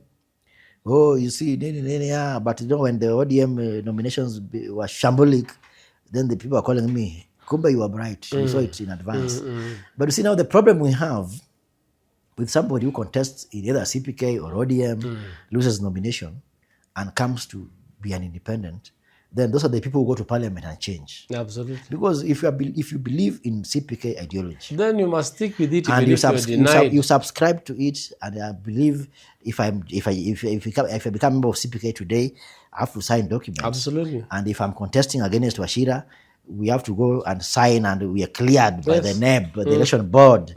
And of course we say, I cannot again say I want to go to become an independent or join another party. Then it means that it's fake democracy. It's fake democracy, and I think it is opportunistic. And that's why you find that in areas like Luo Nyanza, Mount Kenya, you have people who are just coming in because they were in that particular wave. And these are people who cannot utter even a single thing in the National Assembly.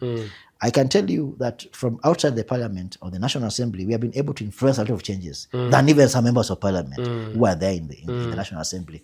So I think moving forward, we need to strengthen, because democracy is freedom of choice. I can decide to join CPK. I can decide to be an independent. And we welcome you to join CPK. I can decide to be an independent, and of course. But one thing that we need to do is to ensure that we stick to our ideologies. Because if I believe in communism, or if I believe, I don't know, is it orangism? Then they are social democrats. Social democrats, you see. I cannot want to just change within a night and then say that. So I think at some point the ideology was compromised. And I think the original idea that once you go for nomination and you have lost, you have to stick there. You see, I think that is one of the ways. No, that should be the principles. That's one of the ways. And you see, at some point, I agree with you. That should be the principles of democracy in this country. And look at even in the National Assembly, I am elected in CPK or as an independent, and then tomorrow, and then you start advancing the agenda of UD or ODM. Yeah. So that is the bankruptcy of idea that we are having, and that's why we still believe, or we still insist, that right now we are people talking about. Is it called the National NADCO report? People talking about changing. We want to have political parties, opposition leader. We want to have prime cabinet, prime minister, all that. You see, that's not really what people want. What we want to be entrenched in the constitution, it should be illegal for any candidate to campaign on any right that is in the Bill of Rights. Because you can't come to me and tell me you'll give me water, yet I have a right to water. So we are trying to push that, so that we also we have written memorandums, and we to the rights should cover everyone. Let me tell you one thing, and that's why when I become an MP, I'll say you didn't vote for me. You see, Article 43 is very clear that every Kenyan has a right to water. So, education, this Kenyan, whether they voted you, whether they didn't vote, whether they didn't do anything, they have that right. But the moment we allow candidates to campaign on based on the right that already have, then that's where we get it wrong. We want people now to tell us how you will beyond these rights. What else will you do? Or for example, you have a right to water, and maybe when I'm contesting against you, and maybe it's now telling us what are you going to do to realize this right. But I can't tell you I'll pay for your school fees. Yet I have a right to education. I can't tell you like housing. Like now we have the government telling us that affordable housing, and then they want us to clap for them.